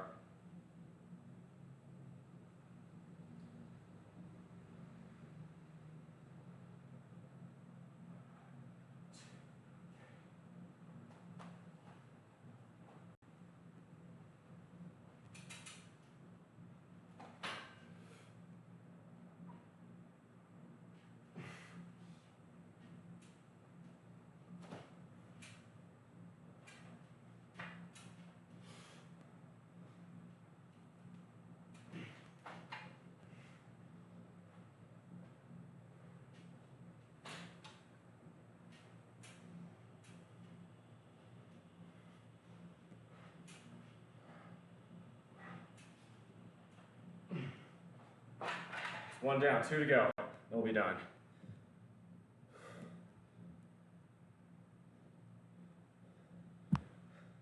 I gotcha.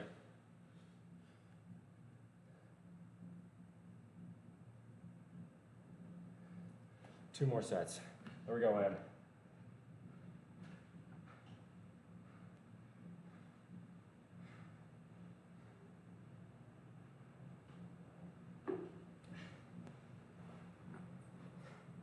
Well, I guess I took that you gave it all away.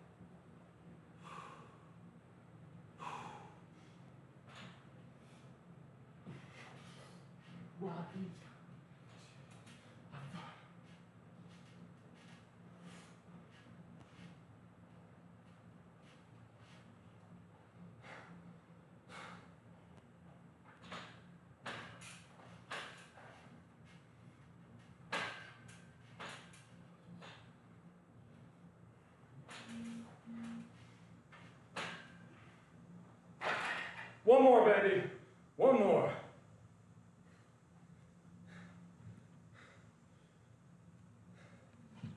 It's 6'5" and 6'7" hot firefighters. Capper, looks like you got it made. I'll tell you what, man, Boston. Talk about beautiful people. Holy Cadalco. I'll elaborate in a minute there.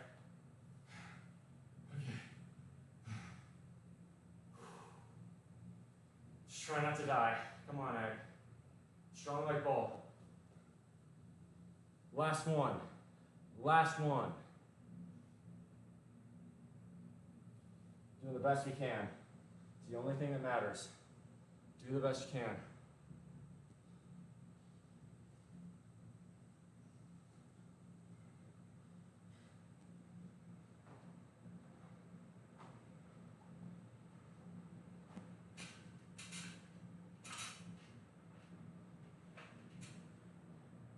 Dude, I was working out with this one guy I met up there. He used to play D3 football, maybe 6'5", 6'6", taller than me. He said his PRs were 385 bench. Was it 495 squat and 505 deadlift or something like that? I was like, fucking king.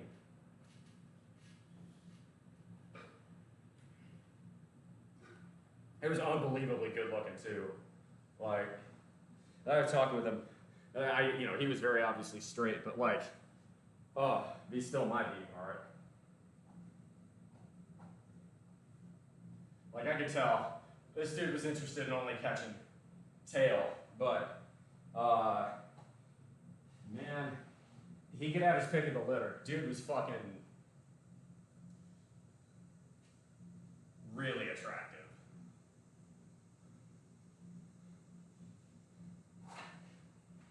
But he paid me a compliment or two. He said, because I actually showed him, those raised leg ab sets that I do, which I will actually do today. He said he'd never seen those before. He'd had a little bit of a lower back injury a while back. I told him it may be that, you got to do more abs to kind of stiffen and strengthen that back up. But I don't know. Honestly, he had better abs than me, so, I doubt anything I told him would have been of value, but like, it was awesome working out with him and hitting the sun with him. That shit was fun. Dude, it was pretty lit, I'm not gonna lie. This dude was definitely on that king shit. All right. Last set, come on. Bring it on home. Finish off our water so the mosquitoes don't breed in it.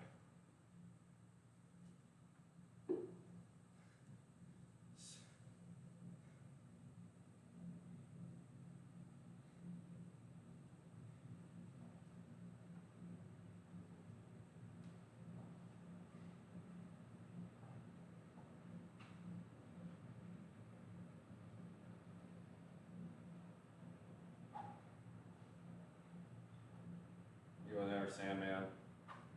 Always reliable.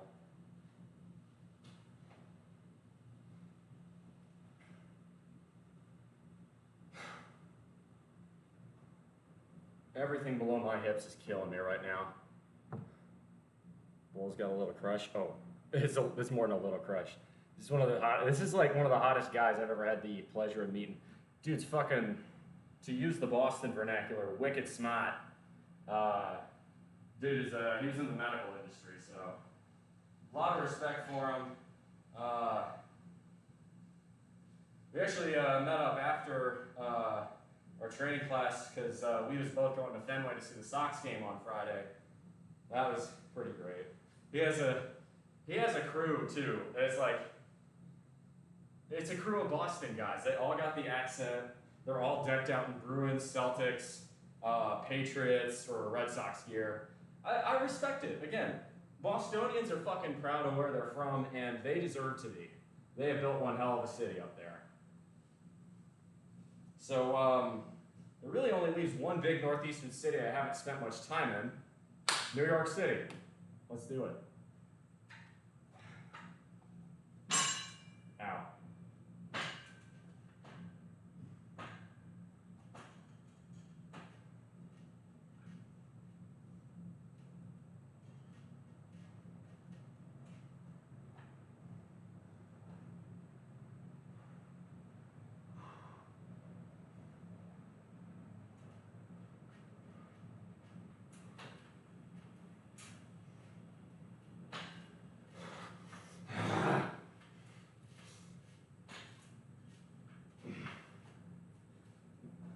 The other thing, too, he was right about some things and wrong about some others. One, he told me to go party at Southie because a lot of hot girls were there. He was correct about that. But he also said, with my accent, being a southern boy, I get lots of tail. And for the most part, it was too loud for them to really hear me. But then even when I got outside, they mostly just mocked my southern accent. Oh, some dumbass hick. Too bad they didn't ask what I did for a living, because I'd have said nuclear weapons and scared the shit out of them. Oh yeah, for those of you who are new, that's what I do with my job, nuclear weapons. Sleep with one eye open, gripping your pillow tight. All right, we're done here. Let's head in. Get some handstand push-up hype. Well, all right. So Mikey, if I wanted to, I could turn up the South Carolina accent real thick if I wanted to, man, just like this. I can get that southern twang on there, but, you know, I wanted to come off as semi-comprehensible, you know. They talk fast up there, too. Faster than I do. All right. Let's head in. It is hotter than Satan's nutsack in here.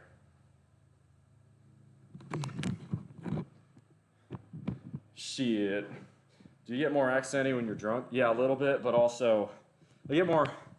So this is a function of me having grown up as a military brat. My accent kind of morphs depending on who I'm around, because I've lived so many different places. It's just sort of a thing that subconsciously occurs as a mechanism to fit in. So. My accent's a blend of many things. Like I say y'all because I've spent so much of my time in the South.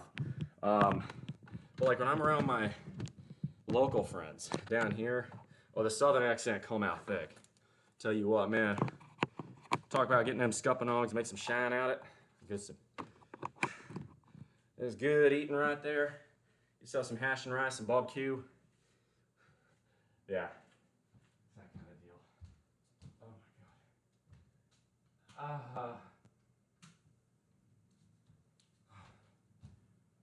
Okay. So, left my glass of water out there. That was a mistake. We'll do handstand push-ups and abs in a minute. I have to cool off. I am... Y'all is the best invention the South ever made. I don't know. Bless your heart's pretty good, too. And it's funny, and this is actually, you can even say it dates back to the days of the Confederacy, the Civil War. The Deep South in particular has always put an outsized number of people in the military. And as a legacy of Reconstruction, there are far more military bases in the South than one might expect. You've got, the big ones, Fort Benning, of course, there in Georgia. That's where a lot of guys go and get trained for the Army. Same with Fort Gordon. You've got Parris Island in South Carolina for the Marines. You've got all the three major Air Force bases in San Antonio.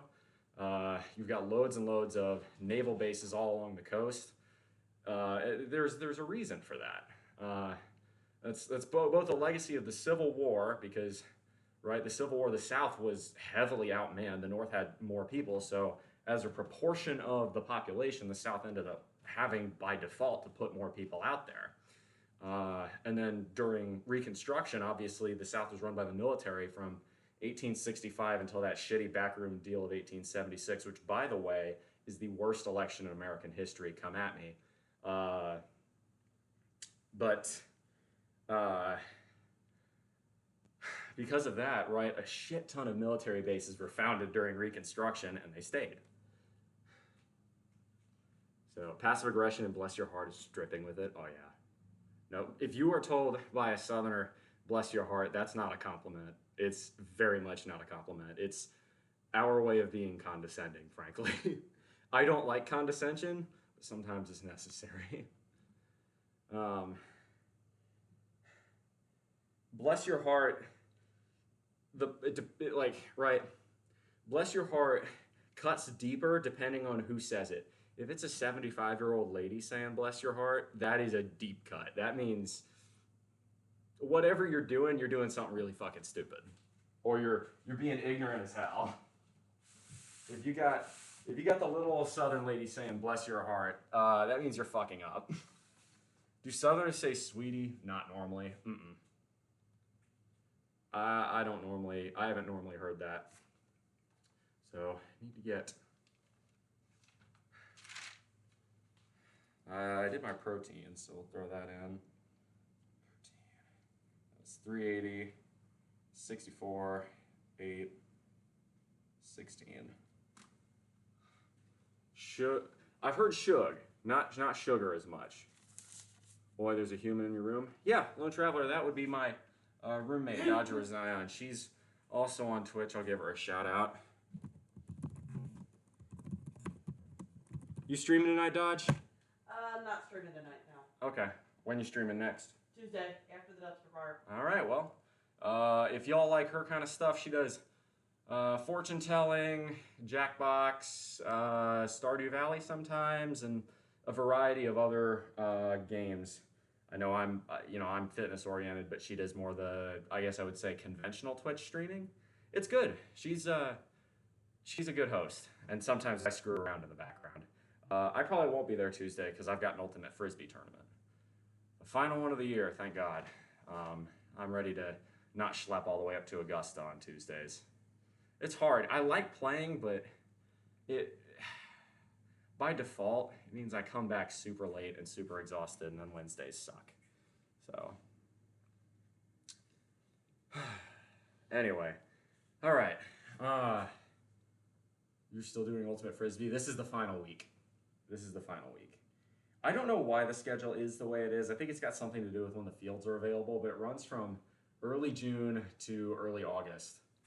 Yeah, this is it. Well, Lone Traveler, by the way, it's great to have you on board.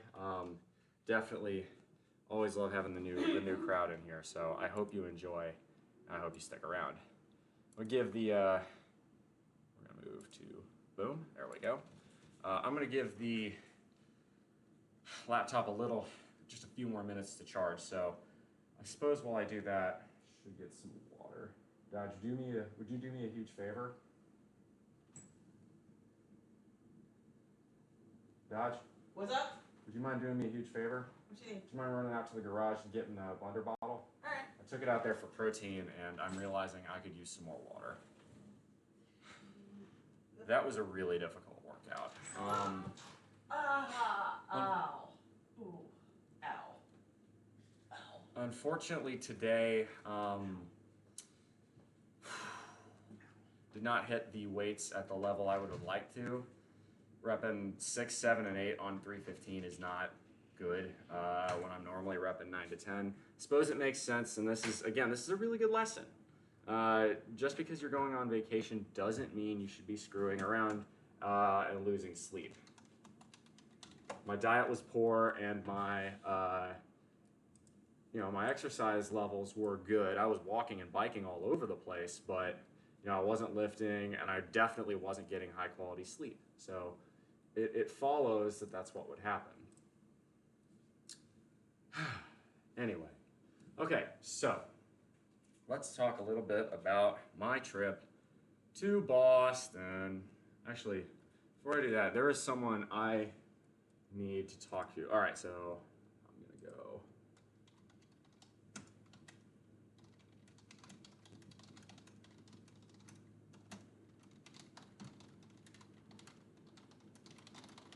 So a good friend of mine on stream is a very proud New Englander. I think she's up in Maine actually, but she's very much all about Boston's got lots of Boston pride. So I wanted to send her a quick ping, be like, yo, I'm about to talk about my Boston trip. So if you want to hear me talk about it live, this is the time to jump in stream. Ow. What's wrong? I did leg day yesterday. That is yeah. what is wrong. Sore. Ow. I gotcha. There you go. All right. Here, I'm gonna get some water real quick, guys.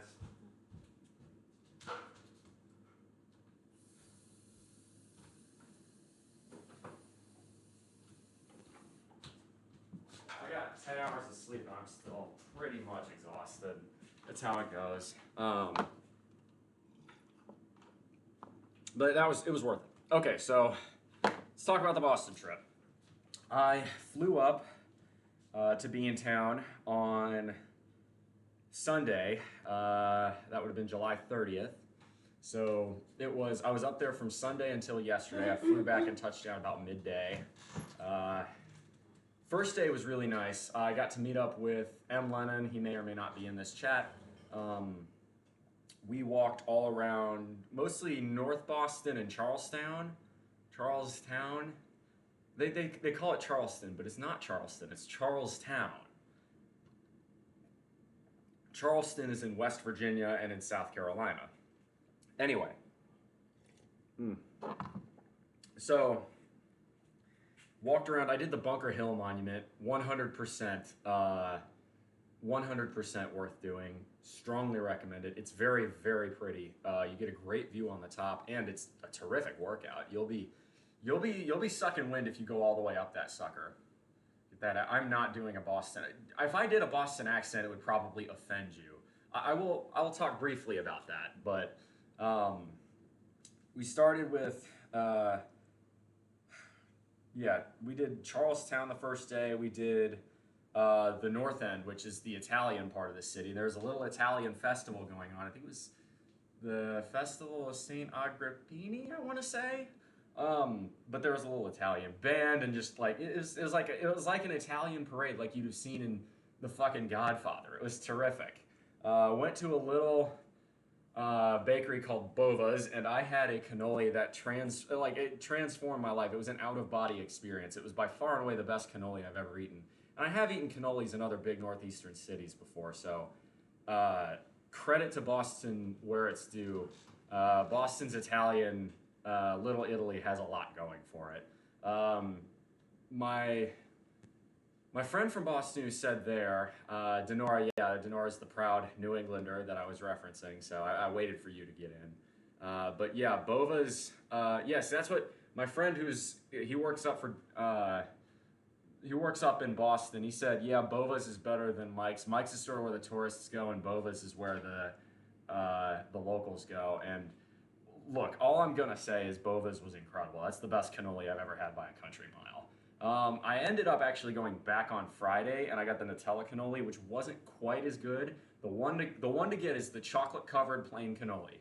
Keep it simple. Oh, my God, it was incredible. Really, really good. I also ended up getting a pistachio macaron that was wonderful. So Bova's was really good. Had lots of really good local brews. Like everybody knows Sam Adams from Boston, and Sam Adams is a fine beer. For a macro brew, it's definitely a cut above. It's a cut above.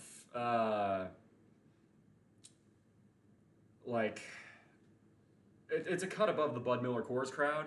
I personally would prefer to have a Shiner, but I'd put Sam Adams on about the St. Arnold's level, and that's a compliment right there. I like Sam Adams. I think they put out some quality brews. Definitely had more beers up there than I would down here. I've cut my alcohol consumption way down while here because it just doesn't work very well with lifting, and honestly, with the heat and humidity out right now, water is probably the best option for me. Staying hydrated is really important. So, why was I up in Boston to begin with for an entire week? I had a training at Harvard Medical for nuclear grade air filtration. Yeah, your cousin from Boston. That accent, by the way. you don't mistake the Boston accent for anything else. It's not a sexy accent, I will say that much. A lot of very beautiful people up there. That accent is not attractive. It's distinctive, but it's not attractive. It is not a beautiful accent. I like it. It's unique, but it's not right. It's not like, I don't know. It's not a romantic accent. I don't know. I think the southern accent's quite a lot prettier, but the northern people are probably a lot prettier. Your accent's nowhere near as thick as some of the people who are. I was talking to people like the guy I was talking about earlier. He was from Dartmouth, and he said it like that. I don't hate it. I like it. I just don't think it's attractive. Anyway, so the class. So the class was really, really great. I got to do, first off, the networking was incredible there. We'll get to that. But the teachers, the instructors, were guys who have been working for the Nuclear Regulatory Commission, in and around all the universities in Boston. There's like fucking 30 of them for years and years and years. Actually, while we were there, the guy who worked for the NRC was celebrating his 50th year working for the NRC and his 49th year doing the presentation at Harvard Med. He's been doing it since 1973. So he had a ton of knowledge and moreover, some great connections. If I ever wanted to sort of be the change, I want to see in the world, I'm a huge fan of nuclear power, and I can tell you firsthand from all the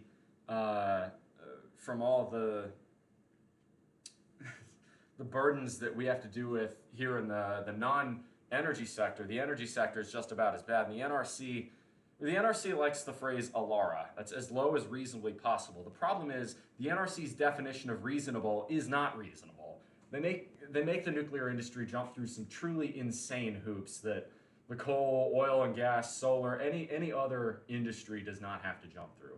And yes, nuclear accidents are bad, but the amount of redundancies, let's take Diablo Canyon, for instance, okay?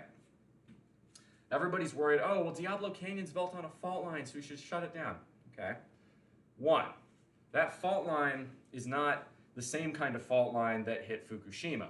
The fault line that was on Fukushima, got hit with the Tohoku earthquake, which even for the Japanese standards was extremely strong. It was a magnitude 9. I mean, that's one of the strongest they've ever had. The maximum on the fault line where Diablo is at is 7.5, 7, and the reactor's been built to withstand 7.5. So we're good there. Even if that were the case, let's talk emergency backup generators, all right? So every U.S. nuclear plant is required to have N+1 reactor. For every reactor, it's N+1 backup diesel generators. What does this mean? Well, you've got, let's say we've got a reactor facility with 2 reactors. So that means you've got to have at least 3 backup emergency diesel generators. Unlike in Japan, those diesel generators cannot be located underneath the seawall. The US NRC will not allow that. By the way, that is what caused the Fukushima accident. Another thing the US has, US nuclear reactors are required to be tied into the electrical grid. In other words, they can receive backup power to continue to cool off the reactor should the reactor need to be shut down. So now we're talking, we've got 2 reactors, so we've got backup power sources. We've got tied into the grid, N+1 diesel generators, so that's 4. And then on top of that, if you shut down one reactor, you can use the other reactor to cool the other reactor, so that's 5. And then you can multiply that for a 4-reactor building like what's over in Plant Vogel across the river. So just the amount of redundancy that's been built in means the U.S. nuclear industry is the safest in the world. It's not even close. And we had guys from Korea and India in this tour, or in this class, because the U.S. nuclear ventilation standards, right, for a lot of these things, for instance, is American Society of Mechanical Engineers, AG1. It's been a standard that's been built up since 1985. It replaced ASME, N509, and M510, which had been around since the 60s. And AG1 is so comprehensive and so well written, frankly, that I think it's a bit too restrictive, in my opinion. having dealt with that document intimately over the years. But the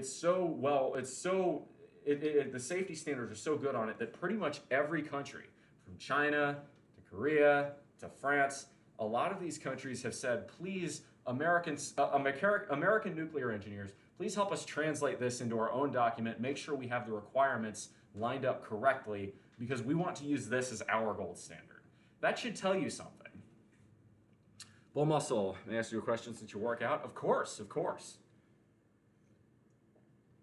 I don't speak with my accent. Denora, okay, I'm gonna have to talk with you like on VC at some point, because I want to hear your accent then. Yeah, sorry about the whole nuclear regulation thing, but like that was a big part of what we were doing. We're also talking about in-place HEPA filters. So HEPA's high efficiency particulate filters, right? So what does that mean? Well, let's say you've got radioactive particles from some operation you're doing. A HEPA filter is, in the power sector, it is your last line of defense against a radioactive release. The filters can catch radioactive particulate matter and block them from getting out. And when a HEPA filter gets plugged, there is a requirement that you have a backup. So you can just switch it out like that, just boom, boom, to minimize any radioactive release in the event of an emergency. This applies both to the civilian sector and what I do, to put it mildly. There's also lots of other ways of filtration. HEPAs are kind of the most commonly used one, but you've got sand filters, you've got lower efficiency particulate. They used to be called pre-filters. We don't call it that anymore. Things that are, MERV 1 to MERV 15. Lots and lots of detailed engineering type shit. But that's more or less what we were talking about the whole week. One other cool thing we did was we took the bus over to MIT and we got to see the MIT nuclear reactor. Yes, there is a test reactor right here in Boston, and the amount of, apparently, you'd think for such a well-educated city there wouldn't be this many idiots in Boston, but apparently there are quite a lot of idiots in Boston that want to try and move the MIT nuclear reactor out of Cambridge. This reactor has been there since 1958, and it hasn't been renovated since 1975. It's in great shape. And this is MIT we're talking about, okay? This is, as an engineer, MIT is hallowed ground. These are the smartest of the smartest here. MIT is, that's your genius college, all right? If these guys can't be trusted to run a reactor, who can? So if you're from Boston and you have a problem with the MIT reactor and you're not a nuclear engineer, shut the fuck up, all right? Let them do their job. They're doing incredible work. We're talking about medical stuff. This is stuff for cancer research here, okay? We're talking about, this is an experimental reactor. It's not generating power. In fact, it actually has to take power from the city of Boston because of safety regulations. So all that power, it's running experiments. It's running simulations for accidents. So if you're super scared of nuclear meltdowns and all that sort of stuff, the MIT reactor is exactly what we want. So a lot of credit to the guys at MIT. They are far smarter than I can ever hope to be. Really, really great to meet them, and I've got nothing but positive things to say about that. All right. The only people who want less regs is nuke workers. General populace is terrified. A bunch of guys being like, nah, one safety check enough, right? Yeah, one safety check is not how the nuclear industry works. There's safety checks on safety checks. Neom says, been wanting to ask, did you ever consider moving to the Netherlands so you don't have to work out? Over here we have gyms, but only the most gym rats and enthusiasts go to them. No one else really goes because living life is kind of like going to the gym. Look at the statistics, how many people cycle or walk in Utrecht. That's just one example in the entire country. Okay, this is an excellent question. The answer is I would still work out because I am an enthusiast. That should be very obvious if you've been watching me for the last hour. I lift. I used to lift because, right, I wanted to look good and have people ogle my body or whatever. That hasn't been the case for at least a decade, probably more. I lift for up here. It's for my mental health. It's where my stress goes to get out of my body. It's where my anger, my frustration, my anxieties, they all get taken out on that fucking squat rack, all right? So for me, it's very important. But what you're talking about there's a guy called Not Just Bikes. I love him. He's on YouTube. He's a Canadian that moved to Amsterdam and he talks about this. He calls it the gym of life, and it's very, very true. The average Dutchman walks almost double the amount the average American does. And I think the only country that outclasses the Dutch in terms of what's called non-exercise activity thermogenesis. That is, the exercise one gets by just walking around from your day-to-day life. The only people that outclass the Dutch are the Japanese, and predictably, the Japanese live even longer, although the Dutch have quite a good record on that as well. I love the bikeability of the Netherlands, and I really wish we'd take more of that here. But credit where it's due, there are some cities that act like what you're talking about, and Boston, as I learned, is one of them. If you want to drive in the city of Boston, you are certifiably insane. Don't do it. It is, I ended up taking a ride from one of my friends to get to the gym, and I was like, I felt like I was about to have a fucking heart attack with how this guy was driving. Super aggressive, like tailgating, running really deep yellows and reds, like just Boston stuff. Denora, if you can drive in Boston, then you can drive anywhere. That is correct, and I will fully admit I am not brave enough to drive in Boston. I'll put it this way. I was biking a lot of the time in Boston, and that was one of the more dangerous things I've ever done. It was still safer than driving in Boston. I don't understand how people do that and not actually have a mental breakdown. I respect it, but I don't understand it, to put it mildly. But between the bike, the bus system, and the T, you really shouldn't need to if you live in Boston. If you live anywhere within, like a 5-mile radius of, the Inner Harbor and downtown Boston, if you live in the Back Bay, if you live in South End, if you're a Southie, if you live, East Boston, if you live anywhere along like the Blue Line or, in Cambridge, you really shouldn't own a car. It's a giant expense that you don't need, frankly. And between, gas prices are a lot higher up there. They're closer to $4 a gallon, where they're down to $3 a gallon. $4 a gallon is still dirt cheap compared to the rest of the world, but, it's more expensive than it is here. Car insurance is a lot more expensive. Vehicle registration taxes, I don't know what they are, but guessing Massachusetts, they're probably higher than they are here. There's just no point. Neom says, I'm only gonna go to the gym to maintain the six-pack. Haha. If OnlyFans didn't exist, the twins like me could make money from eating Dunkin' Donuts, I'd do that. See, I enjoy the grind. I don't lift because of this. I really don't. It's up here. I lift for mental health. And these days, I lift because it seems to help motivate you guys, and it's a positive feedback loop. Nothing as a streamer, nothing gratifies me more, nothing makes me more happy to hear guys say, hey, thanks for the advice, or thanks for the tip, or thanks for the motivation. I went and did X and Y, and I've seen improvements because of that. Oh my God, it makes my heart sing every time I get someone coming in here and saying that I helped inspire them to improve. It just feels so good. I can't explain it. It just puts a smile on my face. It just makes me happy.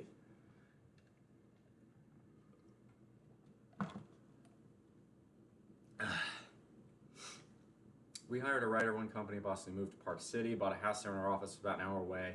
Why would you want to commute for an hour? He replied, well, my commute in Boston was an hour and a half. I didn't come home to Park City. Interesting. Now, if I lived in Boston, I would under no circumstances own a car. I would not do it. Anyway, let me do the handstand push-ups, because we've got the time to do that now. And then I'm going to talk a little bit more. I'm going to do some stretching, because I definitely need it after that workout. God, just doing this. Ooh, soreness. And that's just my upper body. This is going to be wild. I'm going to do that just a little bit more before I do the handstand push-ups, actually. So what else about Boston? Okay, so networking.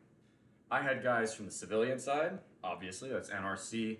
I had a couple guys from the North Anna plant in Virginia, a couple guys from Oak Ridge, the Pantex plant out in Texas, Los Alamos, which is, those of you who've seen Oppenheimer, you know what goes on there, out in New Mexico.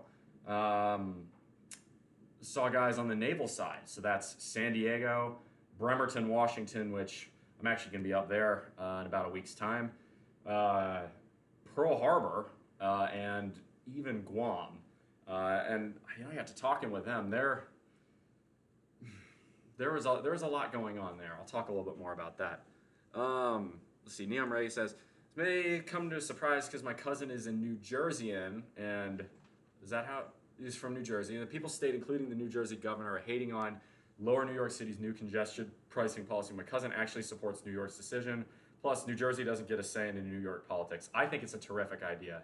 Again, if you're driving in New York City, stop. Why would you do that to yourself? Don't drive in New York City. It's just dumb. New York City is too dense for cars to work. Use the train, like, unless you really desperately need to. You got to have a good reason to want to drive in New York City. I'm 100% on board with congestion charges. Really, anything that makes driving more difficult in the big cities, because driving and sprawl makes cities less financially sustainable and less efficient. You can talk about the environmental benefits and drawbacks, and while I do care about that, no, what I care much more about is fiscal. I'm very much a fan of fiscal responsibility. This shouldn't surprise you at the government level, and sprawl and suburbia and stroads just aren't fiscally sustainable. It's a Ponzi scheme. So the cities that are going to have the best luck maintaining their budgets year after year are the ones that don't have to pay for endless miles of low density crap that doesn't really pay for itself. Frankly, cities like Houston and Los Angeles have their work cut out for them. And I think cities like New York and Boston will do better on this regard, especially as we start seeing more effects from climate change in the 21st century, which, yes, it is real and it is a serious problem that we're going to have to work on. In the United States, we have no excuse. We should have been off of coal-fired power plants in the 1970s. All right, we should have hit nuclear hard. And now that's my perhaps more progressive view on it. I will hold the progressives' feet to the fire because it was the left that demonized nuclear energy through the 70s and 80s for no good reason. Frankly, if you were an anti-nuclear activist in the 70s, you were the useful idiot of the coal, oil, and gas industry. That's what you were, because that's where a lot of the money came from. The real battle New York City faces is not entitled suburbanites from New Jersey, but suburbanites from their own states like Staten Island and Long Island. I agree, because that's where the money is. Right, if you live in New Jersey, and I'll give a lot of credit, one of the cities trying to densify the most to help solve the housing crisis New York City metro area has is Hoboken and Jersey City on the other side of the Hudson. So I will actually give a ton of credit to New Jersey and the communities in and around the New York side of New Jersey for trying to become the affordable alternative. I think New Jersey should actually get a lot of praise for that, frankly, because that's what's going to solve the housing crisis. The only way you fix extremely high rents is by giving people more housing. That's just the basic laws of supply and demand. You can try rent control, but it really doesn't work long term. It creates a shortage. That is textbook economics 101. You've got to increase housing supply. And it's a large part of it, especially in Long Island, is NIMBYism that restricts a large part of the outer parts of like Queens as you get into Nassau. A lot of that becomes single family housing, the original Levitt towns, which is inherently low density. People want to drive in the city, let's stop subsidizing motorists. If people want to drive in the city, don't expect the free on-street parking. New York City needs to bring back meter maids and stuff. Get rid of on-street parking. It's not worth it. That is real estate that's far too fucking valuable. No. Free parking in the city is a poison pill for city finances. Anyway, Lone Travel asks, could you speak a little bit more detail on the way working out affects your mental health? Yes, I love that question. Thank you for asking it. I'm going to do my handstand push-ups now first. GGR, thanks for the hype. Yes. Oh. And speaking of NIMBYism, as you can imagine, has been one of the worst hindrances. As a nuclear engineer, people say, oh, a nuclear plant? Not in my backyard, which is insane, right? This is a guy who is doing all this stuff at the training I've been at, right? He's been working for the NRC for 50 years, and he chooses to live in eastern Ohio right next to a nuclear plant, and has said, he was at 3 Mile Island for the immediate post-accident analysis. And he said, yeah, I have no fears about this.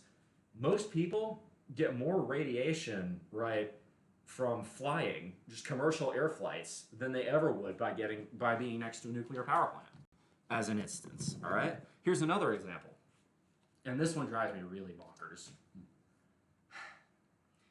The people who are anti-nuclear, and this is especially the case back in the 70s and the 80s, were often smokers.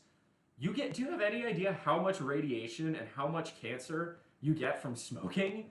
Smoking is almost a 100% guarantee that you will have some sort of cancer later in life, be it throat cancer, mouth cancer, lung cancer, or a variety of others. How in the fuck are you going to sit there and tell me you're genuinely concerned about a nuclear reactor in your community when you're literally smoking up cancer sticks? Drives me nuts. That's insanity. Anyway, handstand push-ups. Here we go. 2, 3, 4.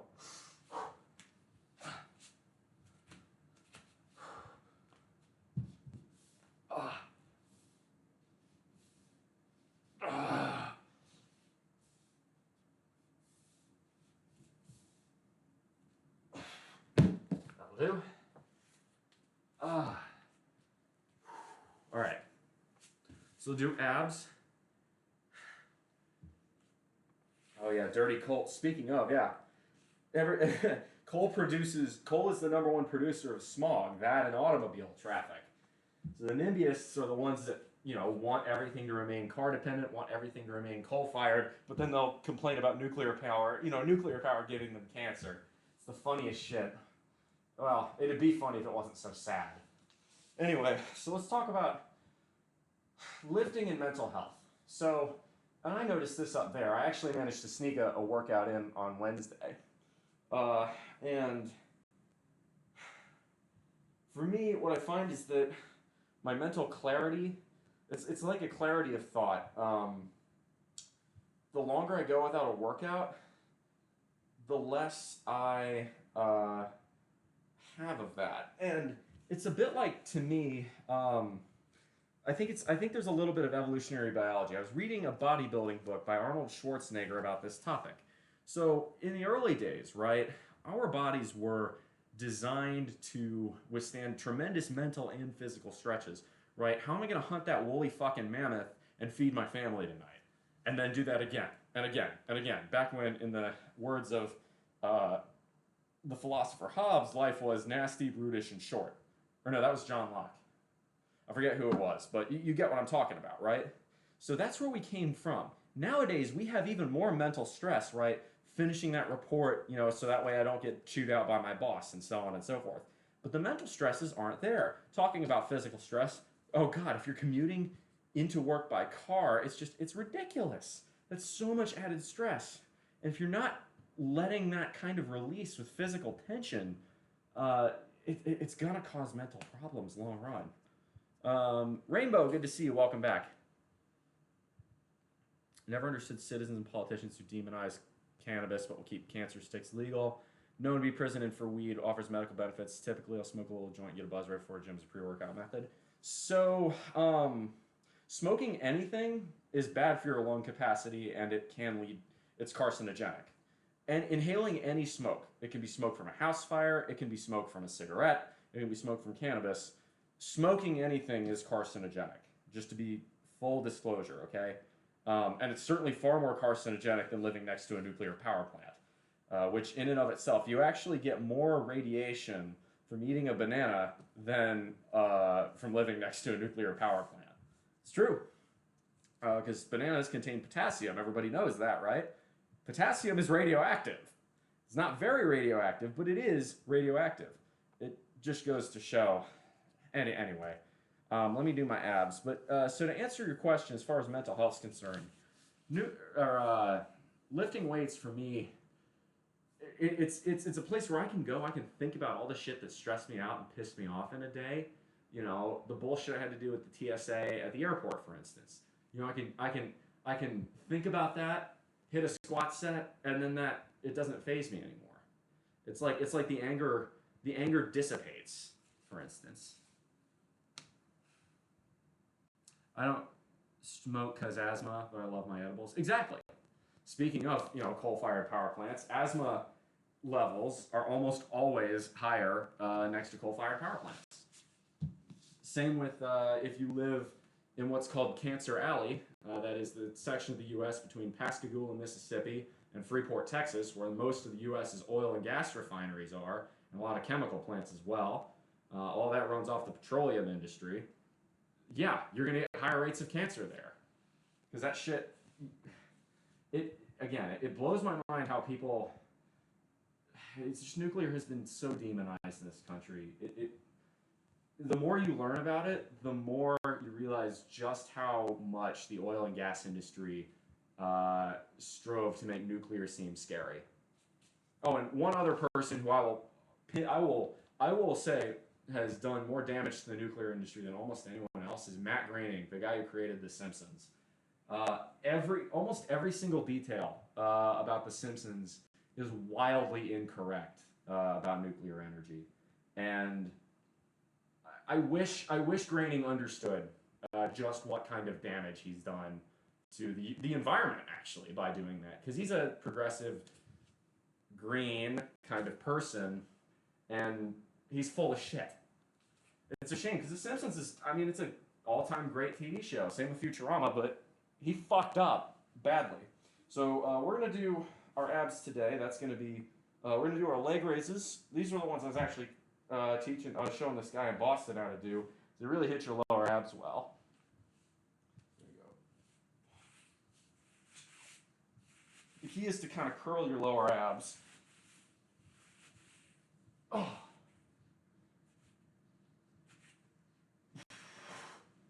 May not seem like I'm doing a lot, but it adds up.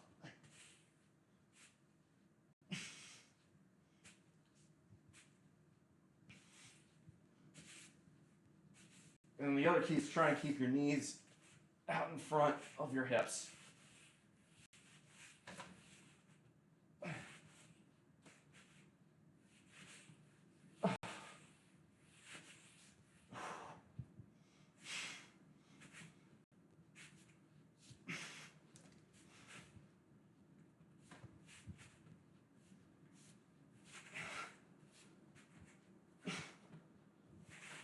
Oh my God.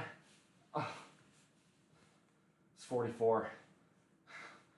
My abs are on fire already. I really feel it right around the belt line. That's where those lower abs are. You actually have an 8-pack. You don't have a 6-pack. It's just those lower 2 abs are incredibly hard to get defined. This helps.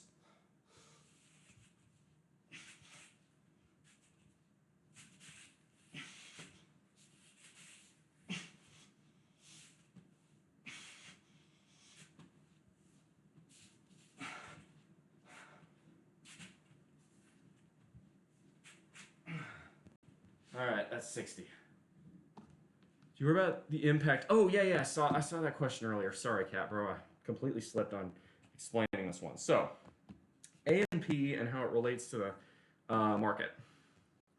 Looks painful. Oh no, Doe, that's not painful. Well, it is painful, but it's not injury risk. Oh, is that still a thing? Oh, it's more than a thing. Didn't Biden say he was going to end fracking? Yeah, that was before Russia invaded Ukraine, and all of a sudden, a large chunk of the world's oil went under an embargo. So, yeah, the U.S. is living off of fracking. If you've ever been out to the Permanent Basin or Oklahoma, you'll see it firsthand. Working out has a soothing effect on my CNS. Yeah, in the long run. In the short run, it can burn out your CNS, especially if you're doing like really heavy squats or deadlifts. So, 1/2 his body weight is for his lower body, the nuts alone. Okay, so AI and how it might affect the stock market in early retirement. So, if anything, I think AI is going to make America's biggest businesses more profitable. Now, from a political standpoint, I actually support the idea of breaking up what I would call the New Day tech trusts, companies like Google and Amazon. I personally believe that under the definition of the Sherman Antitrust Act, they would form a trust in the same way that Standard Oil did in the early 1900s. But that's an abstract political discussion. From a real-time economic discussion, I think AI is going to make companies wildly more profitable because it will cut out jobs that can be automated. So in general, I think if you are, unfortunately, I think a side effect of this is it is going to widen income inequality. I think AI will deepen the chasm between the rich and the non-rich. But because I've already got a fair amount invested, it's going to work out rather well for me. I do think perhaps there is, to maybe ease the transition into AI, maybe we should consider some sort of tax on automated, automation, or a tax on AI usage. I'm not really sure. I'm not quite that intimate with AI to suggest policy like that.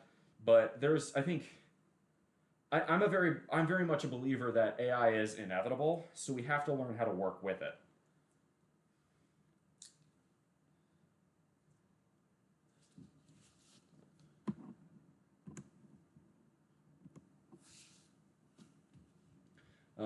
I hate the Russian government for invading Ukraine. Don't know if I told you Putin killed my friend's grandmother. Well, that's disgusting. Yeah, Russia's invasion of Ukraine has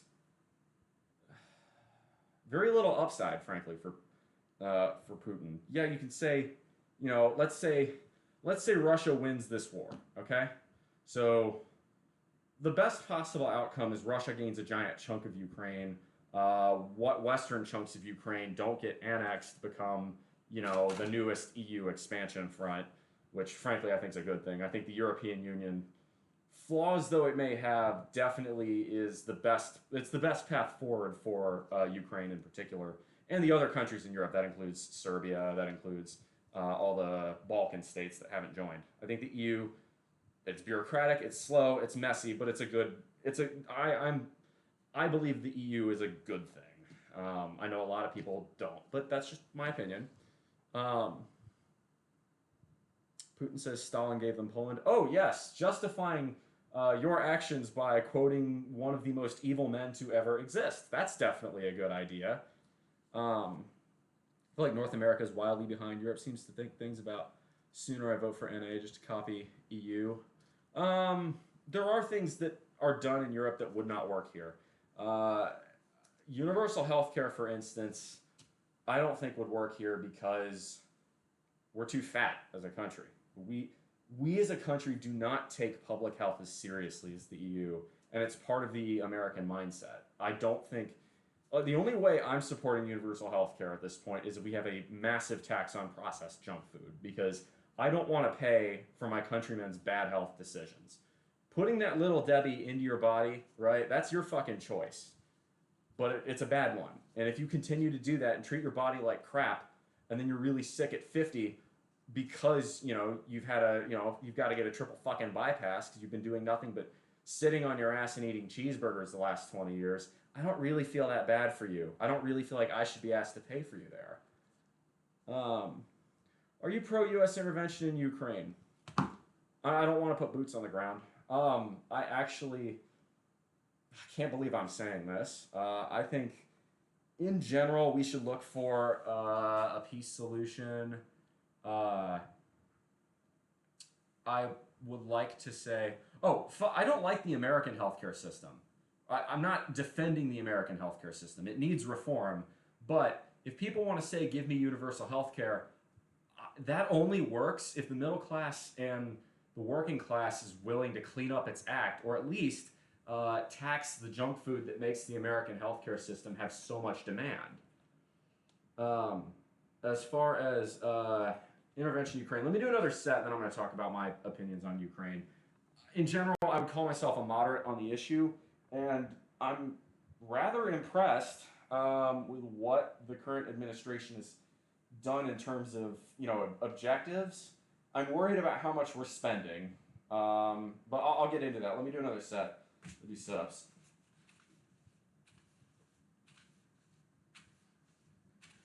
I certainly do not want to put American boots on the ground in Ukraine. That's a bad idea.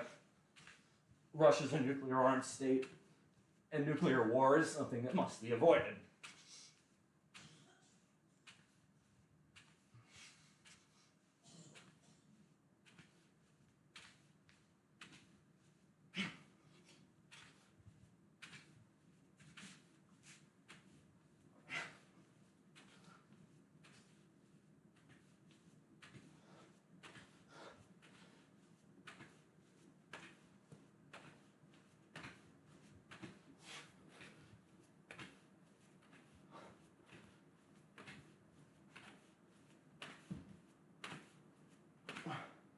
Come on.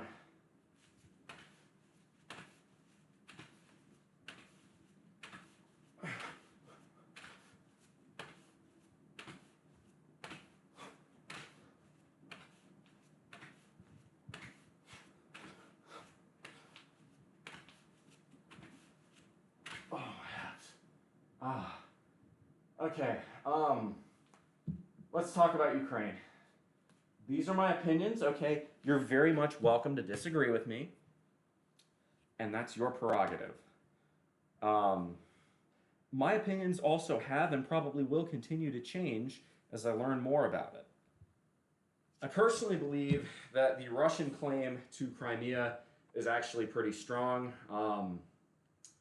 It was only given to Ukraine by Khrushchev, I believe, in the 1950s as sort of a symbol for rapprochement after some of the, let's call it what it is, the genocide that occurred there in the 1930s under Stalin, who was a brutal, murderous dictator.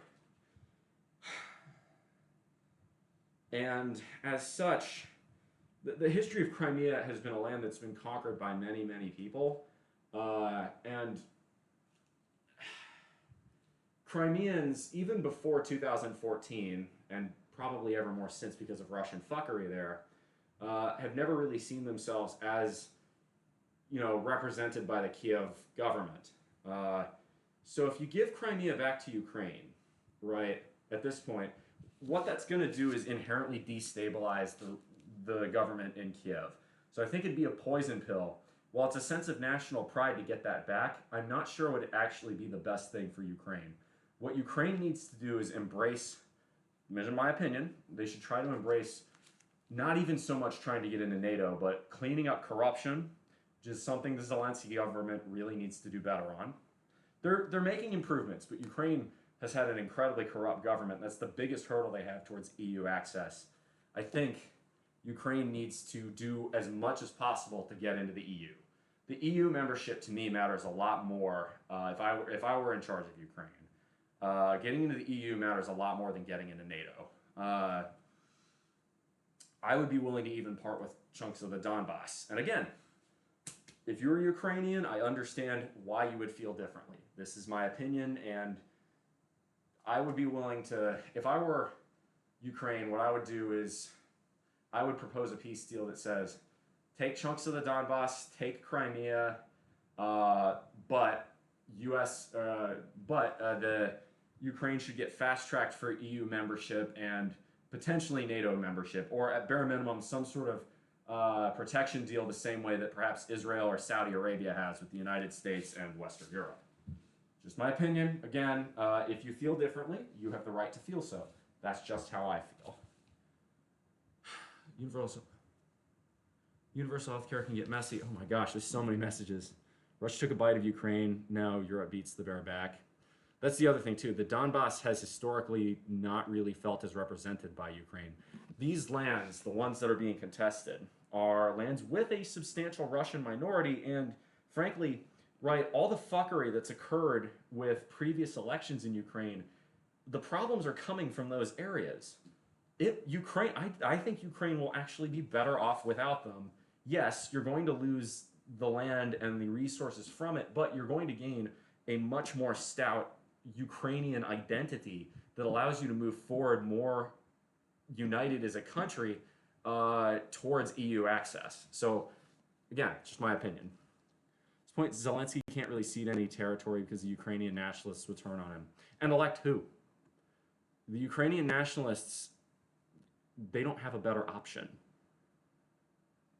The Ukrainian nationalists, as that's the argument the Russians are making, don't legitimize it. Well, again, I'm purely looking at practical fields. Yep, Ukraine had those protection guarantees and they gave up their nuclear warheads. Yeah, they got screwed over. It's unfortunate. I'm talking about what practically makes the best, what's the best option for those living in the country.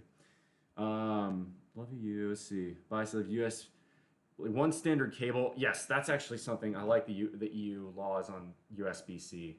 Like, that's mostly, honestly, that's mostly just Apple fuckery. It's just Apple trying to make money by introducing a new cable every couple of years, and because Apple has a bunch of simps and fanboys, they eat it up.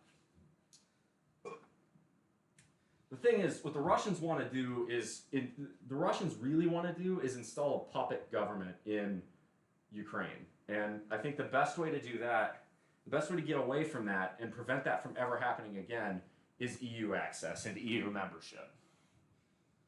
But, one other thing I will go ahead and say about this whole thing.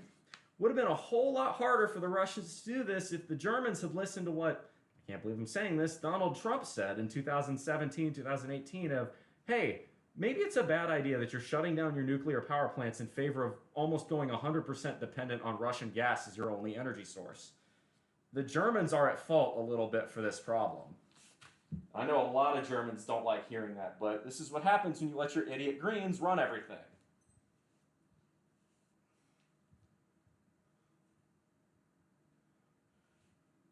It's not, okay, no, Ukrainian corruption is objectively a problem.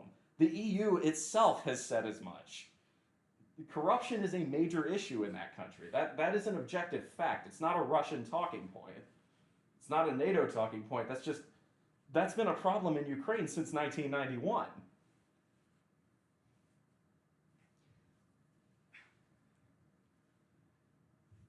Again, I think the best way forward for Ukraine is get EU membership at all costs.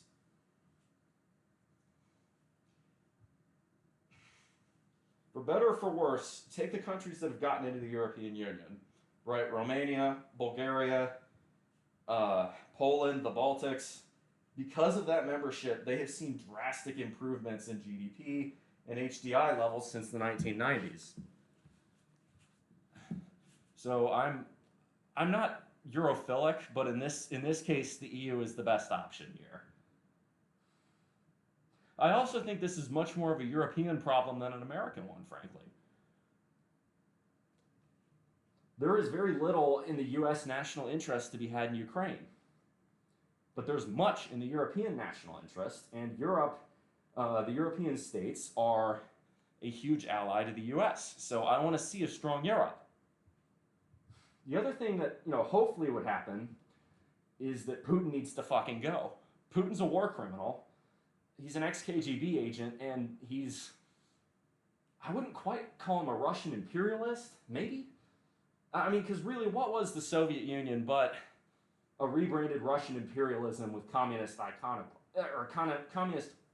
iconography and a really fucking stupid economic system?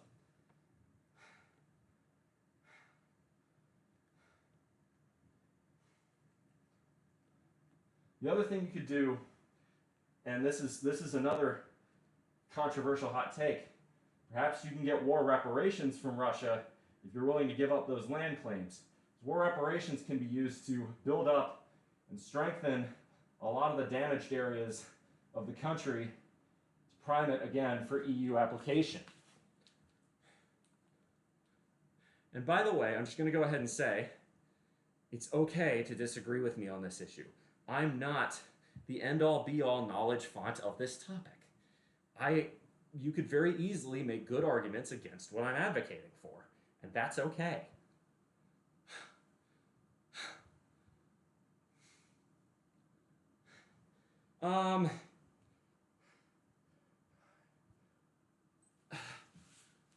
Dragonite says corruption is pervasive in all the former USSR countries except the Baltics.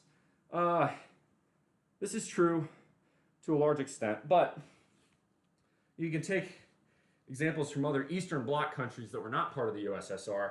Take Romania, for instance. The Romanian economy has done very well for itself, especially after EU access. We're done at.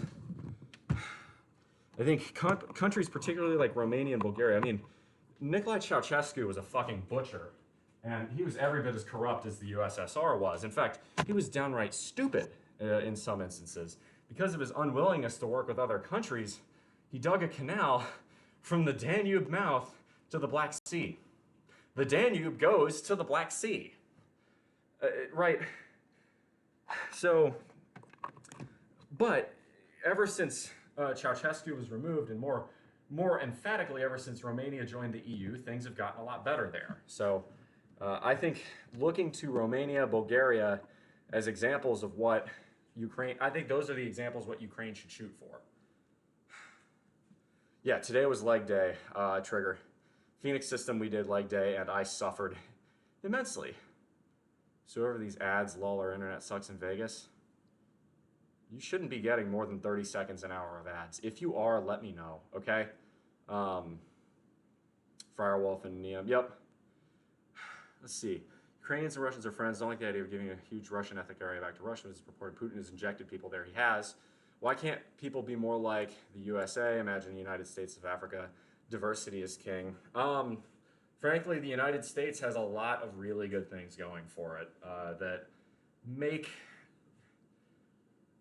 And this kind of ties back into my trip to Boston. Boston is where, you know, the independence movement for the United States, away from British imperialism and colonialism and mercantilism, took off, replaced it with a much more capitalistic system.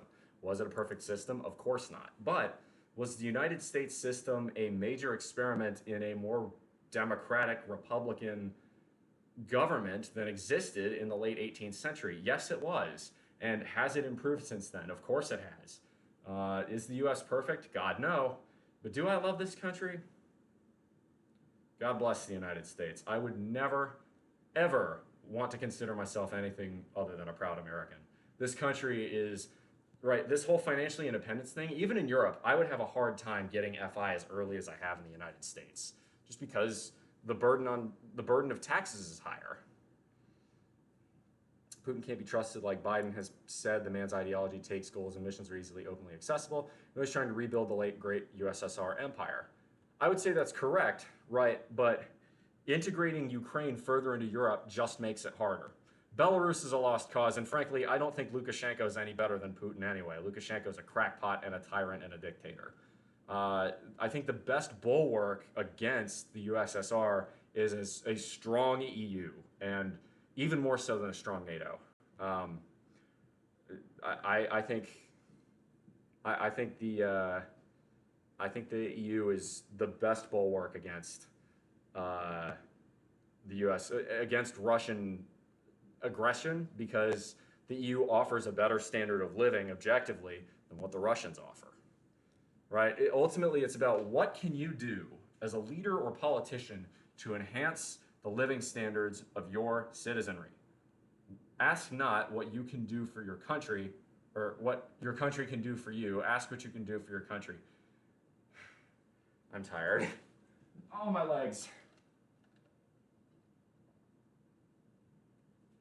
As a foreigner, tax insurance is huge in Switzerland. Well, part of that is because the Swiss refuse to really integrate into the EU and to a lesser extent to NATO. And I understand why they don't. The Swiss tradition of neutrality is extremely strong, but as a result of that, the Swiss are incredibly well armed and they have conscription. If you are a Swiss man, you are forced to serve, in the army for a couple of years. I actually approve of that. I think that's a very good idea, but it is expensive to do that. And as a result, the Swiss have high taxes and high insurance on stuff, as an example. Your leg day usually hurts me? Yeah. Okay, so let's talk a little bit more about the Boston trip and what it means for me. Because the summation I can give you from my Boston trip is that it kind of breathed a little bit of fresh air into my professional career. I really enjoyed learning about the opportunities and learning about the other options I can do with what my current career is. And part of me is very tempted to maybe make the move. This could be, in particular, I was really interested by what the naval guys offer because of the locations. Cost of living would be higher elsewhere, but to offset that, I can rent my house out here for decent money, which will provide a little bit of a tailwind. And because it's naval work, the likelihood that I can live at or near a military base and get reduced housing is also very high. Bremerton is very beautiful, and I know and like the Seattle metro area very well. Bremerton, you can argue whether or not it is. It's a ferry ride across the sound from Seattle. So I really like Seattle. As far as West Coast cities are concerned, it's a lot of fun. It's got its issues, particularly drug use and homelessness, but that's every West Coast city. The same can be applied to the other option on the West Coast regarding naval, and that's San Diego. San Diego is another fantastic city, really. Wonderful place, but cost of living is extremely high. However, this is the point, right? I only have to work, right?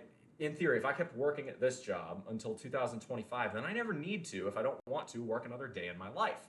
What that means is, if I go and get this job, it doesn't really matter how much, as long as I'm still putting up a decent savings rate, which I would, probably 40 to 50% minimum, it doesn't really matter as much because I've already got this great base that if I wanted to, I could always return to South Carolina and continue living this life, the retired life, right?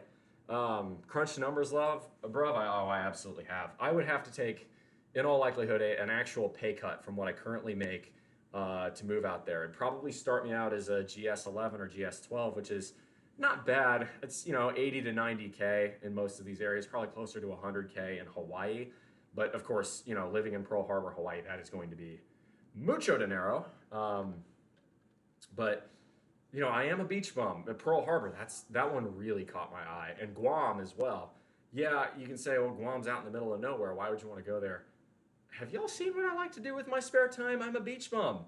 And I actually grew up living for a few years in Okinawa. There's a lot of similarities between Okinawa and Guam in that they're both two small islands in the Pacific with very good tropical weather and lots of beaches.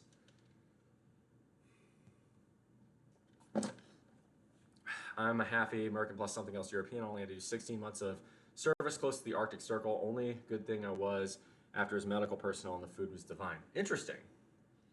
You don't want to work in the private sector. I'll get to that actually. I would consider it. The problem is I don't like the locations as much. So this was the other thing I was looking at was working for the Nuclear Regulatory Commission.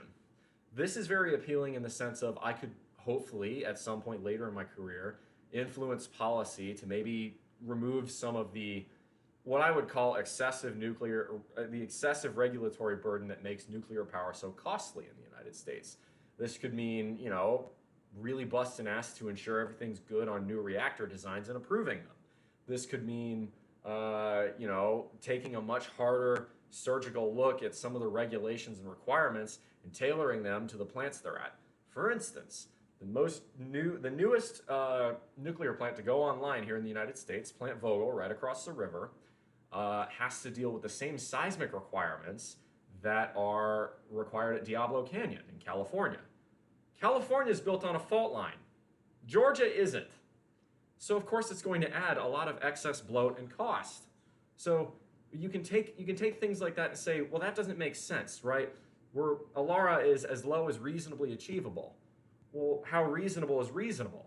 The NRC decides that. So if I was working for the NRC, I could try and advocate for more reasonable policy. You're in the US, can you tell me why people like paying such high taxes for nothing in California? As example, paying European levels of taxation, that's not a bad thing. Getting an ROI, just like Californians are getting an ROI. So tax dollars are pipe dream, high-speed rail construction to nowhere and massive amounts of bureaucracy. Okay, so California high-speed rail is very expensive for a couple of reasons. The first one is brain drain. And this is the same reason nuclear energy is very expensive in the United States.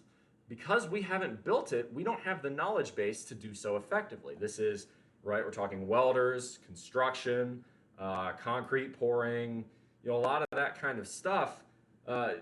There's a video on California high-speed rail by Alan Fisher, and actually I don't agree with a lot of what he says. He's a socialist, but in this instance, he points out a lot of why California high-speed rail is so expensive. The trouble is, though, compared to the amount of waste in highway projects, take Interstate 69 in the United States, California high-speed rail is doing just fine. We waste so much money on highway infrastructure in this country that really high-speed rail, even with the cost overruns, is still very much worth it. California in particular has a lot of unique challenges to the state that a lot of the rest of the U.S. doesn't have. The geography of California is very challenging. You've got mountains, extremely tall mountains on the east.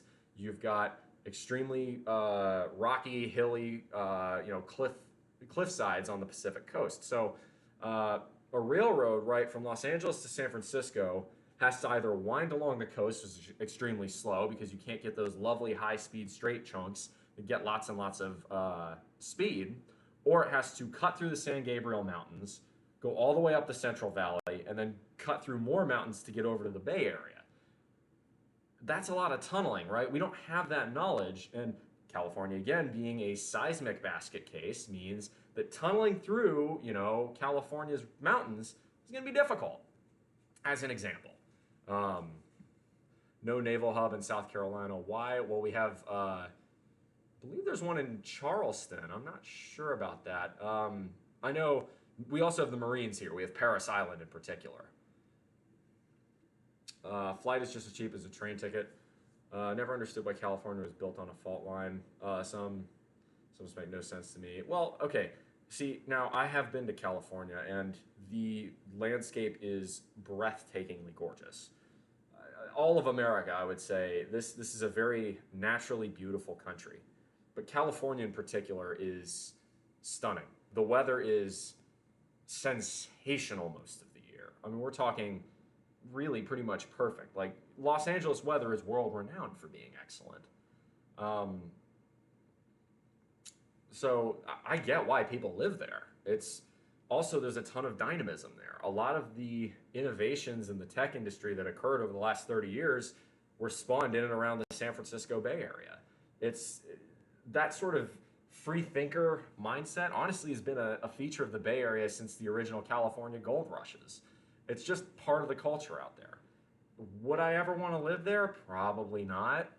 But I totally understand why Californians love where they're at. I'm going to give them lots of crap for it because I have lived in Texas a large chunk of my life. And shitting on California is practically the state sport there. So, oh God, Florida. The answer to Florida is that Florida did not get big until air conditioning got big. And once air conditioning got big, people moved to Florida en masse. And frankly, if you've been through enough Midwest winters, Florida will begin to sound pretty good for you. Go spend 10, 20 years in Wisconsin, and all of a sudden, yeah, you'll understand why Florida gets so much appeal from snowbirds. Snowbirds being people who live for large chunks of their lives in states like Massachusetts, New York, Wisconsin, Michigan, Minnesota, and they move south to Florida in retirement.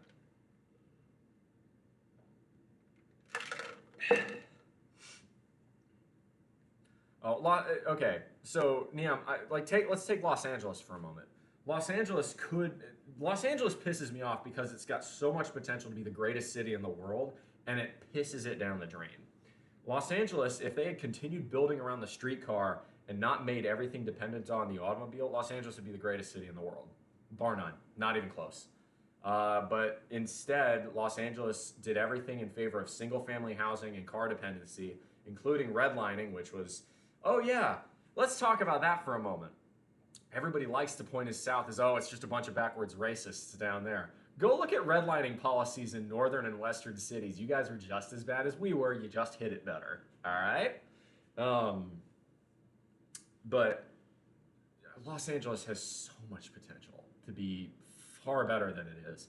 That's why I like to give California so much grief, frankly. The entire state has that potential to be a truly incredible place to live, the jewel of the world. But California squanders a lot of its potential, and that bothers me. And I think even Californians will agree with that. If you're from Los Angeles, tell me I'm wrong.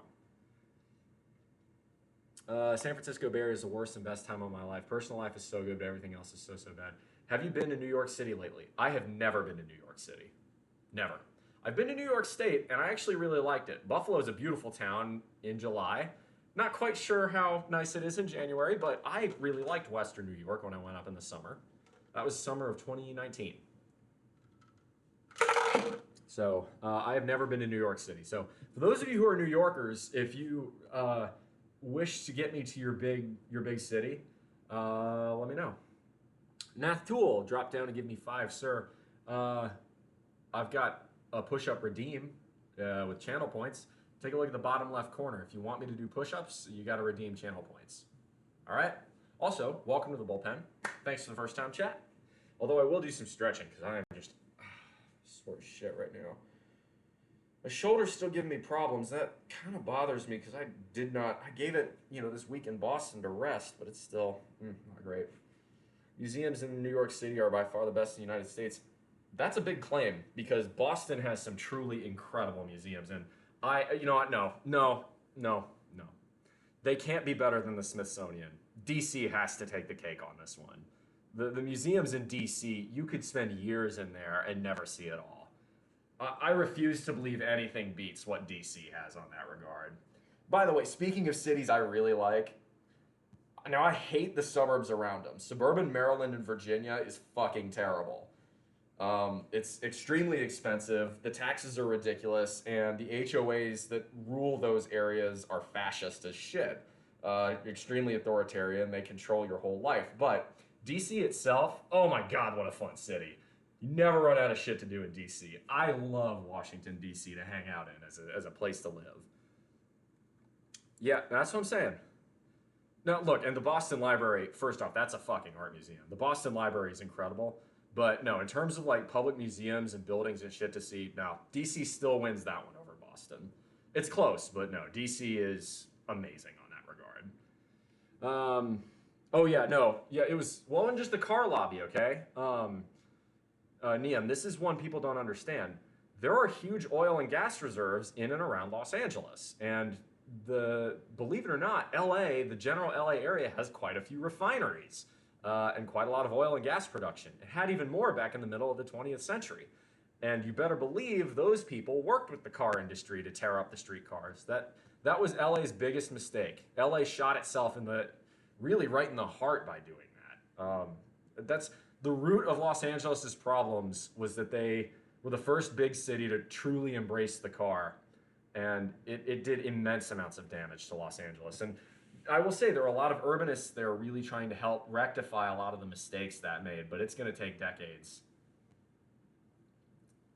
Nothing beats New York City at art museums, the Met and MoMA. All right, well, I'll have to try out New York City and see, but I will say, and again, I really did like Boston a lot, but I think when it comes to museums and like public stuff like that, you're not going to beat DC.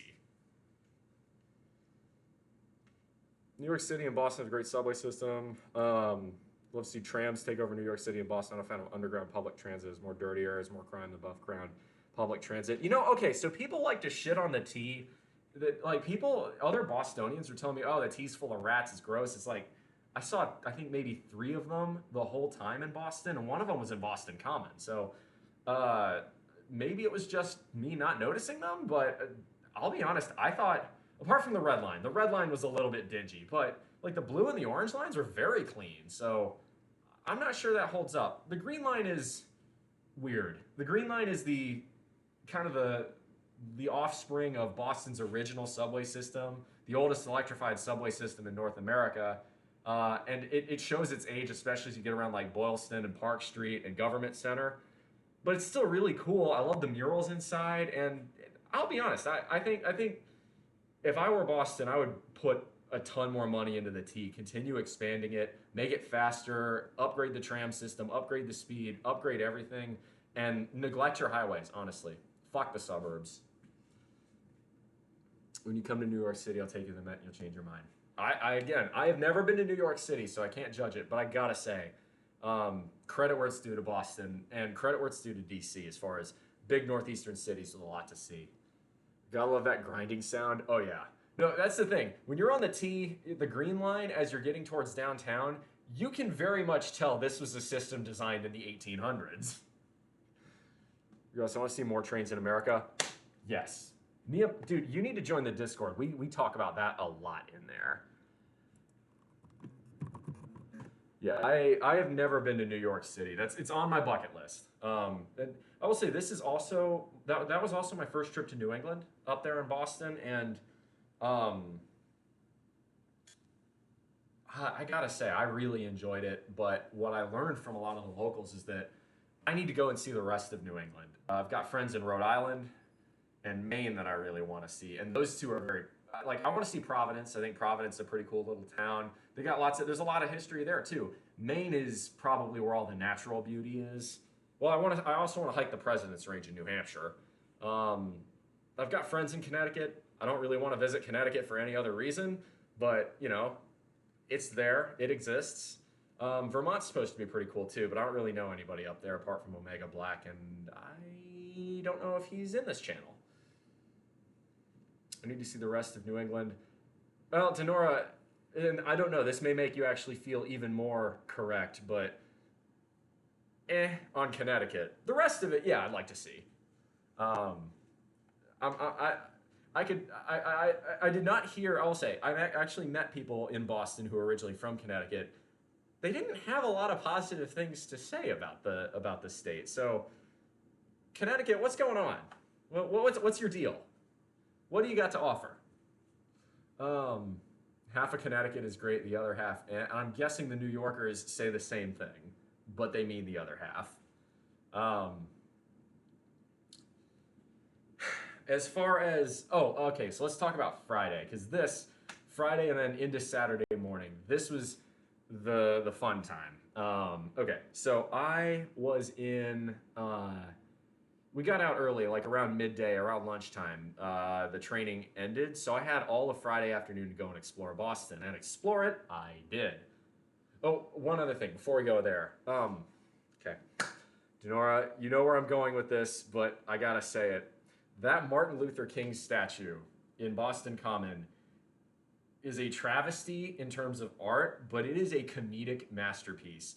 I was laughing like fucking Beavis and Butthead for a solid 15 minutes looking at that thing. From every angle, it's dirty. From one shit, can I even say this on Twitch? Just go look up Boston Martin Luther King statue. That thing is lewd from every single angle, including from up top. Looks like a butthole from up top. It's hilarious. It's just ridiculous. I like it from a comedy perspective. Job brilliantly. I guess for that statue, I'm going to say Boston task failed successfully. It's terrible as art. It's hilarious as comedy. So, okay, Friday, get out, drop stuff back off at the hotel.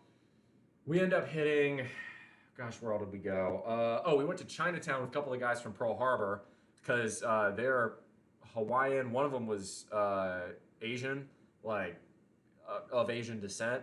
And so he was like, yeah, I really want to go to Chinatown, see how it compares to Honolulu. And he said it was great, and I agree that it was great because I got to the they have this giant arch. You know, it's one of those gates that you see a lot in East Asia in the pagoda style architecture. And it had a flag, it had flags everywhere of both the United States and of Taiwan. And I love that. Let's go. Chi-Com stay molding. So fuck the CCP. I like China. I love Chinese culture.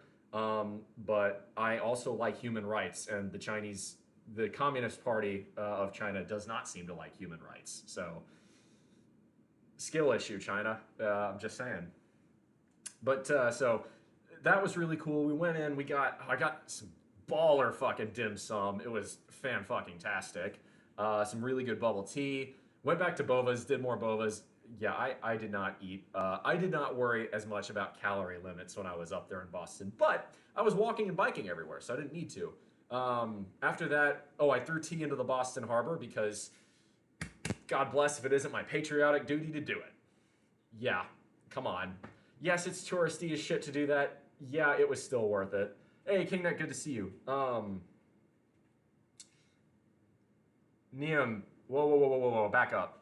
FDR did not establish the interstate system. That was Eisenhower in 1956. And he actually got the inspiration from the Autobahn, which the Nazis created. But no, the interstate highway system that was not a thing until the 50s. But yeah, I actually agree with that. The Interstate Highways Act of 1956 and its consequences have been a disaster for American society. Double fist bump. Boom. Boom. Wicked humor, goofy dialect, behave, ball. Anyway, what was I saying? Oh, yeah, so Boston that afternoon. Yeah, I dumped the tea in the harbor. It had to be done. I know, again, touristy as shit. I don't care. I felt really good doing that. And then is Senex in here? If Senex is in here, you're our resident Brit. Love you too, buddy. Had to do it. Had to be done. I do a little bit. I'll do the back stretches. Then I'll probably do some leg stretches. If we hit 50, I'll do the splits. So what else do we do? Oh God, that feels good.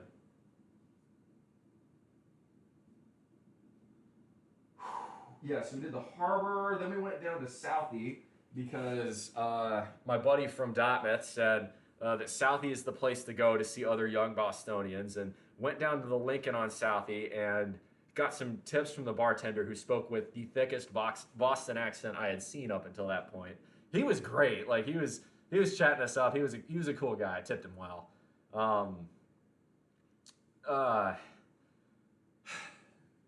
Ended up running low on time because we had the game at Fenway then. So we're like, shit, we need to go drop the stuff back at the hotel because Fenway doesn't allow in bags, and I get it. Or it's a clear bag policy. I get it. It's a big city.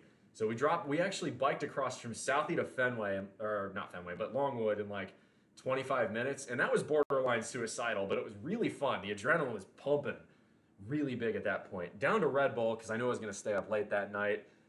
We hit up Cheeky Monkey right outside of Fenway. The place is fucking bopping. I'm meeting, my friend up there. Actually, quite a few friends up there from Boston. Oh my God. Oh, and I forgot my friend. I don't want to say his name. So I don't know how he'd feel about that. But another one of my friends showed me a lot of the bars in and around Fenway one night. He's fantastic, and boy, howdy, does he know how to make a good drink. He runs one of the restaurants on Fenway, and I'll let him plug it if he's here. But much respect. I always like hanging out with you. We grabbed some beers. We did the ball game. The ball game was, well, the Sox lost. Doesn't seem like their pitching is that good this year, but Fenway is absolutely as advertised. Don't get food or drinks in Fenway. The prices are ridiculous, as you'd expect. But like even for MLB, it's crazy. But in and around Fenway, there are so many good bars. You shouldn't need to. Like the entire block around Fenway, like series of blocks around Fenway Park, it's just a giant tailgate before Sox games, and that's fantastic. That's Southern tier levels of fun right there, like college football-esque almost. I've never seen that for a pro baseball game, so hats off to you on that one, to Boston. Actually, you know what? I can even do this. Denora, are you still in chat? I'm not going to do this unless Denora's in chat. Hey, Guiding Light, thank you very much for the follow. No, I need you in here for this one, Denora, because you're going to probably want to clip this.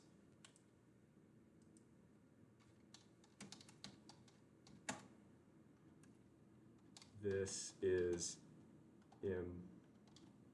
important. There we go. Okay. So yeah, we hit Fenway. It was a fantastic time. I was way out in the bleachers, so that was a lot of fun. Oh, you're still here? Perfect. Well, then in that case, this is for you. Got this when I met my family up there. They said, take this. It'll keep you safe in the bleachers. I'll be honest, I didn't, even when I wasn't wearing it, I never got harassed. Even though I was in the Blue Jays section, which, fuck out of here, Canada. We don't need your bullshit. There you go. You can clip this if you want. All right? Yes, I did say go Sox. Yes, I sang Sweet Caroline. Y'all really get into it. Y'all really get into it. There you go. So enjoy this. There's your peck bounce. All right, I'm going to try this with my best impression of a Boston accent. Yeah, go Sox. Garbage, ain't it? Anyway, thought you'd appreciate that. Every single New Yorker has now left this chat, I'm sure. I am a Nationals fan when it comes to baseball, but so the American League, as long as it's not Baltimore, I don't like the Yankees, but like I don't really care that much about the AL. Jiggaman, hey, you're back at maintenance. Well, how'd the cut go? Used to be a fan of such South Carolina when I visited the States. Recommend visiting Charlotte. Charlotte's in North Carolina. It is right on the border, like Rock Hill's on the South Carolina side, but I live on the side closer to Georgia. Anyway, let's go Blue Jays. Gross. Never root for the Canadian team. The problem with Charlotte is that it's completely car dependent. You gotta stay at maintenance from now on, try to do a body recoup. Can you kind of, Jigaman, can you kind of tell us how it all went? Like where you started, where you're at? Give us some numbers. Okay, so cut was awful. I lost no weight. Ouch. Tough break, buddy.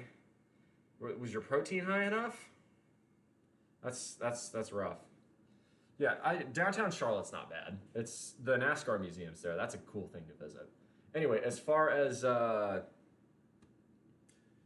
rest of the night went, so finished the game at Fenway. Was trying to meet up with my buddies, but their phones were dead. Mine was very close to dead.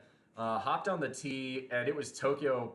Push people in levels of crowded to get on the green line. The red line was weirdly quiet. Went to Broadway, walked down to Southie, and partied until like 1:30 in the morning. That shit was fucking wild. Now, my buddy was right that there were going to be hella fine-looking people, both guys and girls, at Southie, and he wasn't lying.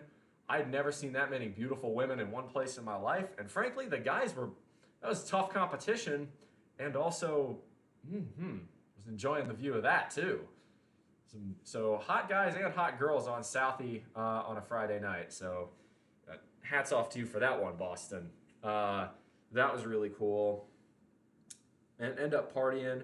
You've gotten a kiss on the cheek or two. I wasn't looking to catch tail that night. That's just not who I am. I like meeting someone before going all the way. It's just who I am. That's a Southernism. Although I did get, so the most part it was a little bit too loud in the Lincoln to really carry on too much conversation. But I was walking back. I was talking with a couple girls, and they were, I think, they were also, fairly tipsy. I only had a couple of beers that night. I wasn't drunk because I knew I had to bike back, and I knew I had to get on the plane to Logan the next morning, or from Logan the next morning. But I feel like they were mocking my Southern accent more than getting interested by it. So, unfortunately, we know you were only looking at the guys. Nah, it was both of them, honestly. Like, there were fine people both ways there, though. My body just wants to be at maintenance, probably just recomp from there as a mind of its own. Well, hey, look, Jigga, you live and learn. So I'm glad things seem to be going all right for you there. But no, I'll tell you what, if you like being around beautiful people and fit people too, like the amount of obese people in Boston is so much lower than most of the rest of the U.S. and I dig that. Obviously, shouldn't really come as a surprise. Again, I'm not super shallow like that, but like there's a basic bar you got to meet, and unfortunately, a lot of people here in the South have trouble meeting that. You can look at a map of obesity rates by state, and Massachusetts is one of the lowest. South Carolina is one of the highest. Just stay at maintenance, increase weight and cardio. That's not a bad way to go. I'm more or less doing maintenance until later this year. It's too hot for me to do much else. So, where does that leave us? Then took the plane out to Boston. Logan actually met a guy from the tree cord there, so met someone on Discord the last minute. Met loads and loads of people. Fat shaming Southerners. I'm lazy shaming Southerners. There are too many beautiful places here in the deep South that get no traffic, like in terms of parks, hiking trails, biking trails. They're almost always empty, and I will absolutely lazy shame Southerners. Get out and use these wonderful parts of the natural beauty down here. South Carolina is a gorgeous state. Start using it.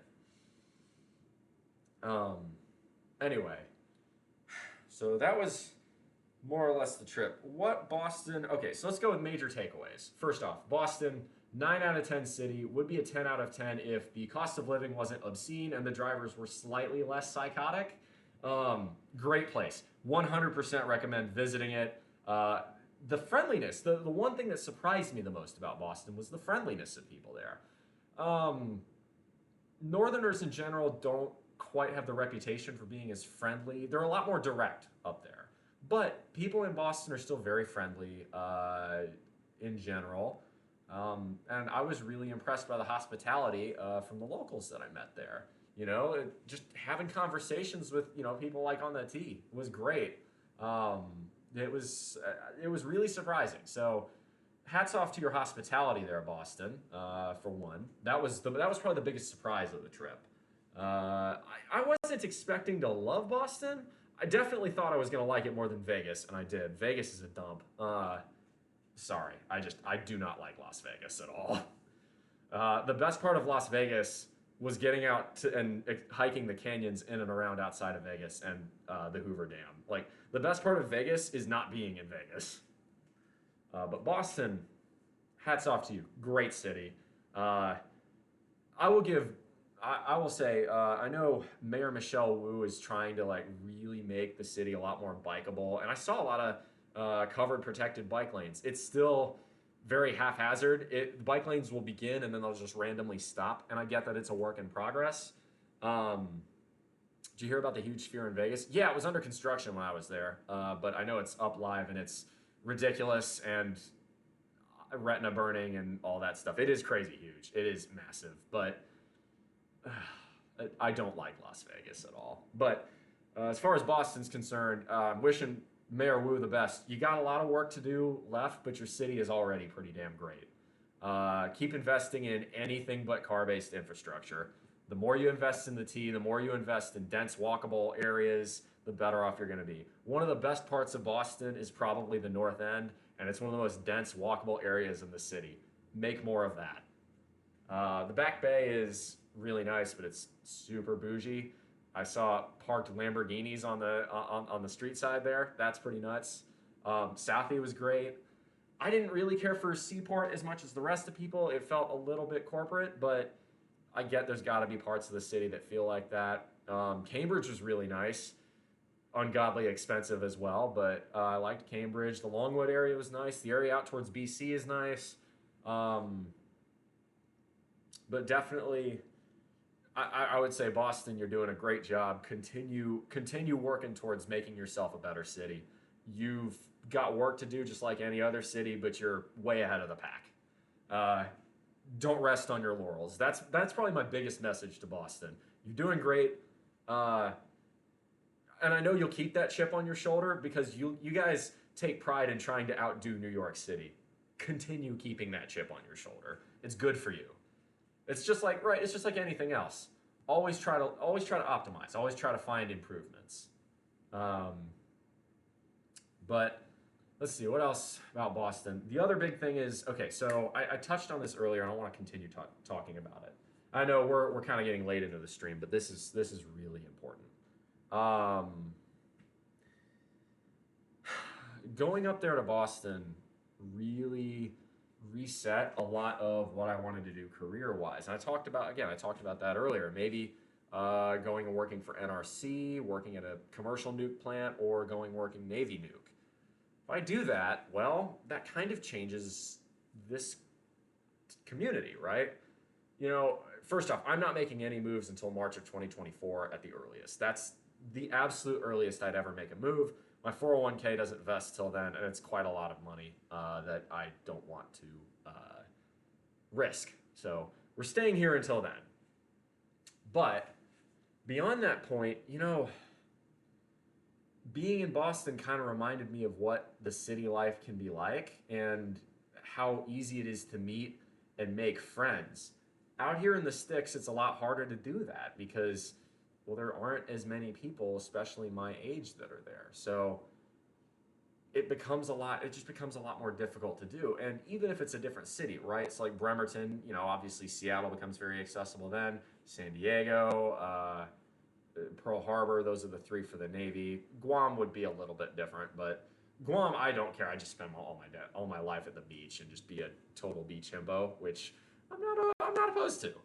But, you know, the same thing, the other issue with the NRC side, I mentioned this earlier, the 4 locations kind of suck, or 5 locations kind of suck. Arlington, Texas is okay, but I've been there and done that. I don't really want to go back to DFW. Elgin, Illinois, hard pass. It's super suburban and also northern Illinois weather. You know, what's the upside there? Also, the taxes are ridiculous in Illinois, and Chicago is quite dangerous. It's a fun city, or so I've heard. I haven't really spent much time in it, but I have talked to enough Chicagoans to know that the city is not one of the safest. The other's King of Prussia, Pennsylvania, and Rockville, Maryland, which is like sort of close to Philadelphia and DC, but like I'd rather be in Philadelphia and DC itself. and then going out and doing residency at the nuclear reactors. Because of mostly NIMBYism, most of the country's nuclear reactors are kind of out in the sticks. As a result, you know, I'd probably have to live out in the sticks. Though there is one that captures my eye, and that would be Diablo Canyon. Yes, I know the cost of living would be ridiculous, but I'd get to live in a villa or Pismo Beach, and that sounds pretty great too, because there is the beach bum part of me. But what it means for the channel, you know, if I make the move to a different career jump. First off, the financial independence question becomes a bit muted then, in the sense that, right, you know, I will gain financial independence regardless of that point. But if I'm out doing a new job, I'm probably going to work a few more years into my 30s to see where my career goes. And if I like the work, I don't have to retire, right? That's why I want financial independence. It's always been about the power of fuck you, I'm out. I want to have that ability if I don't like what I'm doing, but it doesn't mean, being financially independent doesn't mean you have to retire. It just means you have the option to. And that's very appealing to me. So we'll see where that goes. That's going to be a very interesting question to answer in the upcoming year to 2 years. And the nice thing is, if I decide not to go anywhere, well, the path still remains. I will still be financially independent by 2025. And again, because I've built up such a fantastic financial base, you know, if I go out and try a new job and find I don't like it, I don't have to stay there. I own this house. I don't rent. You know, I'm not a tenant. As a result, you know, I can move back here should I feel the need to, as long as I, you know, keep it and rent it out, which, due to the extremely low interest rate that I have on it, why would I ever sell this place? That would be a financially inefficient move, unless I got offered quite a lot over what Zillow says the value is on this house, which is, it's appreciated some since I bought it, but, you know, it's still not, you know, $500,000 or anything crazy like that. The question then becomes, what would it mean for the channel, right? If I move to a much more urban area, it's not likely that I'm going to have a home gym to stream at. I don't know how conventional gyms would be with streaming. Certainly would probably not be able to work shirtless, although I could totally go with the douche bro move and get those like super cut up tank tops. I could also, you know, pivot and do more like stretching and such kind of streams here. I could take my power blocks with me, because those are just dumbbells. Those are 90-pound dumbbells, and the bench, and do, you know, sort of partial workouts or recovery day workouts, you know, here, or, you know, in my apartment or something like that. I really don't know. And that's one where there's going to be a lot of communication between me and between all of y'all in my community as to what the dynamic would be if I end up making that jump. But that's not going to happen until 2024 at the earliest again. So for the time being, we're going to enjoy the same sort of stuff. Talking a bit more short term, this is also important. The plan is going to be streaming as normal this weekend. So Thursday afternoon will be a rest day stream, probably old school RuneScape. Could be cooking. I could throw down on a curry, something like that. Maybe. Really, I think I'm going to look for feedback on what to do there. There's actually a poll up right now as to what you want to see me do during my rest days. At least I thought there was. I'm going to have to check it again, but I don't really have a lot of feedback from my community on that. So I'm looking for a lot of information on that front. So if you've got ideas, please come visit the Discord and talk to me about that, because I'm looking for that. So I'm going to go ahead and plug my Discord in again. Enter. There we go. So hopefully, you know, we'll get more feedback there. Now, regarding, again, the short term, so Thursday will be rest stream. Friday will probably be, let's see if today was leg, Monday will be push, Wednesday will be pull, those will be at the site.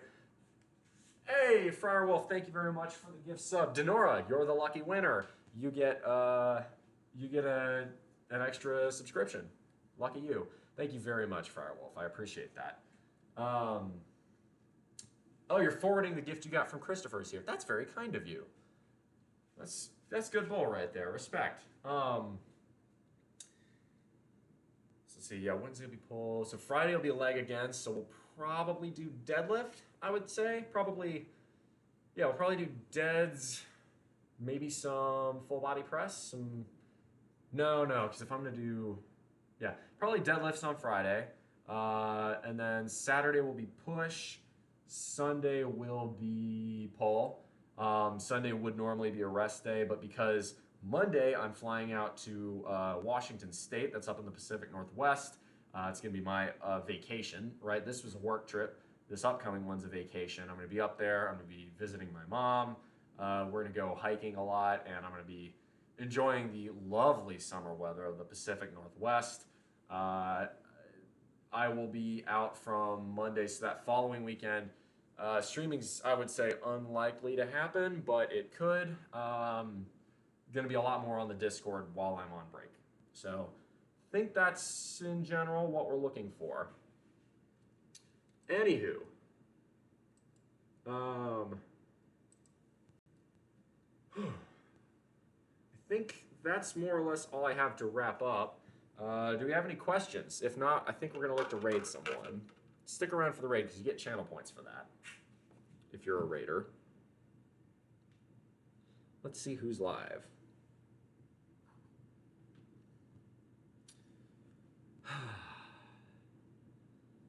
We got Fizzico. We might raid him because he hasn't. Yeah, that might be fun. We got Fizzico and Bam Bam. Actually, we haven't raided Bam Bam before. Let's raid Bam Bam. Okay, so we're gonna raid Bam Bam. Thank you all very much for coming out. Again, if you got any questions, I'll answer them real quick here. Otherwise, I'm gonna go ahead and Bam. There we go. That's a name right there. So I want to thank Firewolf Guiding Light for the subs and the gift. Jake Denny, thanks for the gift sub. Miss Kiss and Sweat, thanks for the 300 bits. And Fryer with the make me do 30. Well, all right. Well, in that case, we've got push-ups to do. Yeah. Not going until oh God, my legs. Feel that. 30 push-ups to do them. I guess I got an exit fee. 1, 2, 1, 2, 3. 1, 2, 1, 2, 3, 4.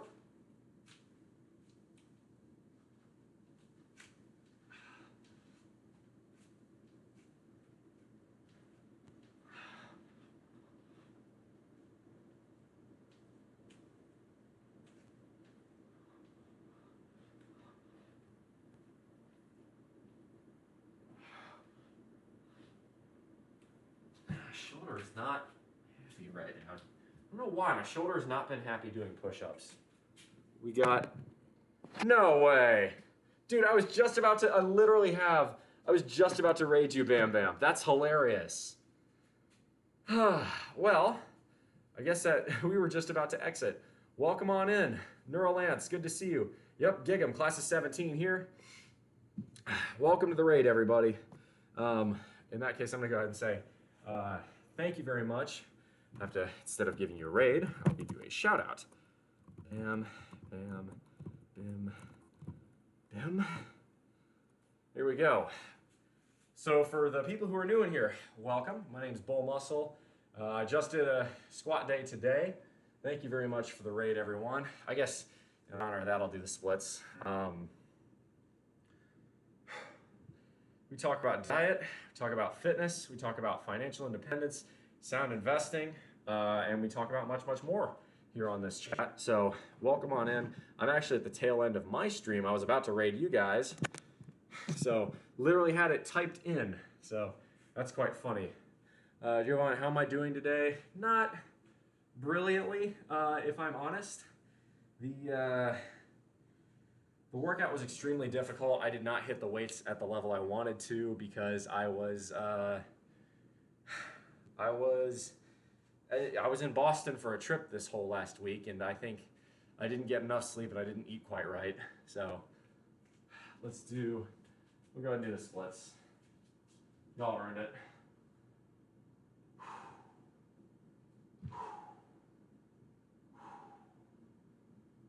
Oh my God. No, we're gonna touch our toes first.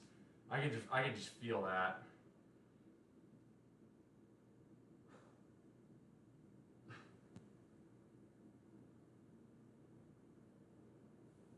Oh, my hammies are killing me.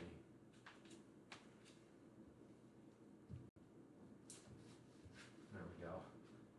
Oh, come on. Come on. Oh, fuck.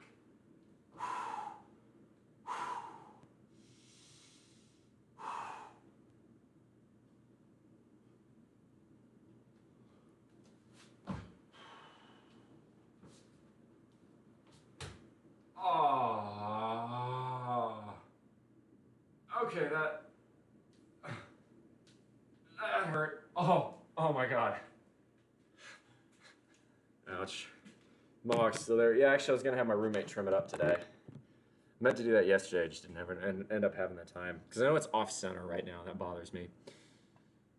Well, love stretching and fucking hate stretching. Trigger, you know that. You guys are fucking sadists. Okay. Bull, you broke your D. No.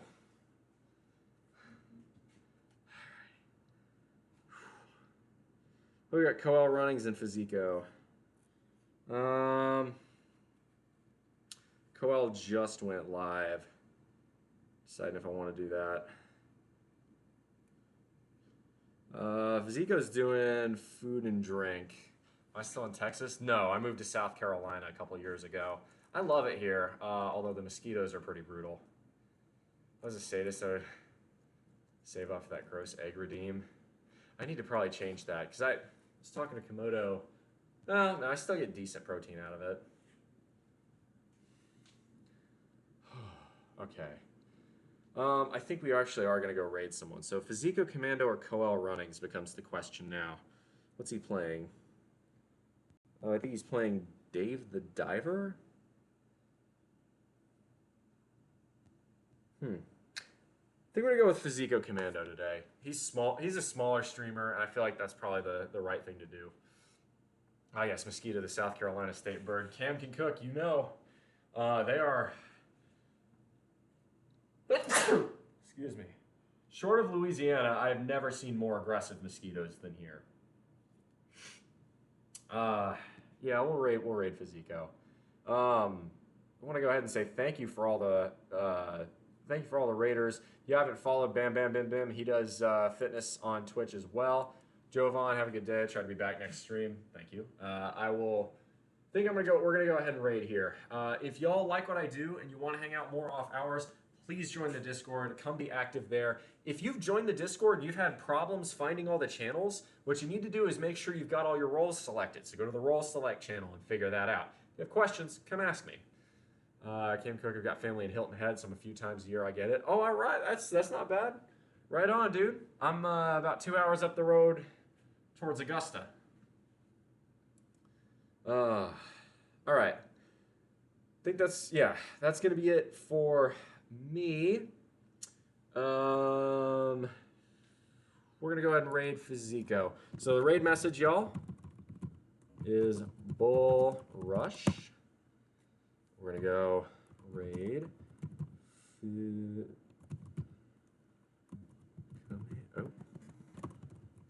There we go. Physico Commando. Make sure he's still going. He is. So we're going to raid him. Boom. All right. So, Bam Bam, thanks for the raid. Everybody else, I already thanked the followers. Shmalgrad, Certified Evil, Miss Kiss and Sweat. Harmonia, Severus, thanks for the resub. Jake the Knee, Guiding Light, Friar Wolf. Thank you all very, very much. I will be back on Thursday afternoon. Until then, make good decisions, y'all. Those good decisions form your habits. Those habits form your values. Those values form an ethos. That ethos can be the guiding star through the rough waters of life. Come in for the hug. Let's go for the raid.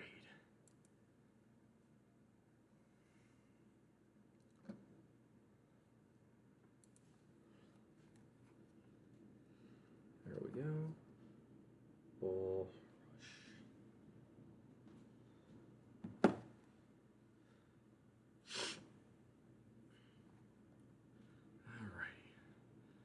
Alrighty. that'll do it for me. YouTube, good to see you back. Back from Boston. Y'all want to come check me out? You know, Discord's the way to do it, really. Always good to see you guys as well. So take it easy. Stop streaming.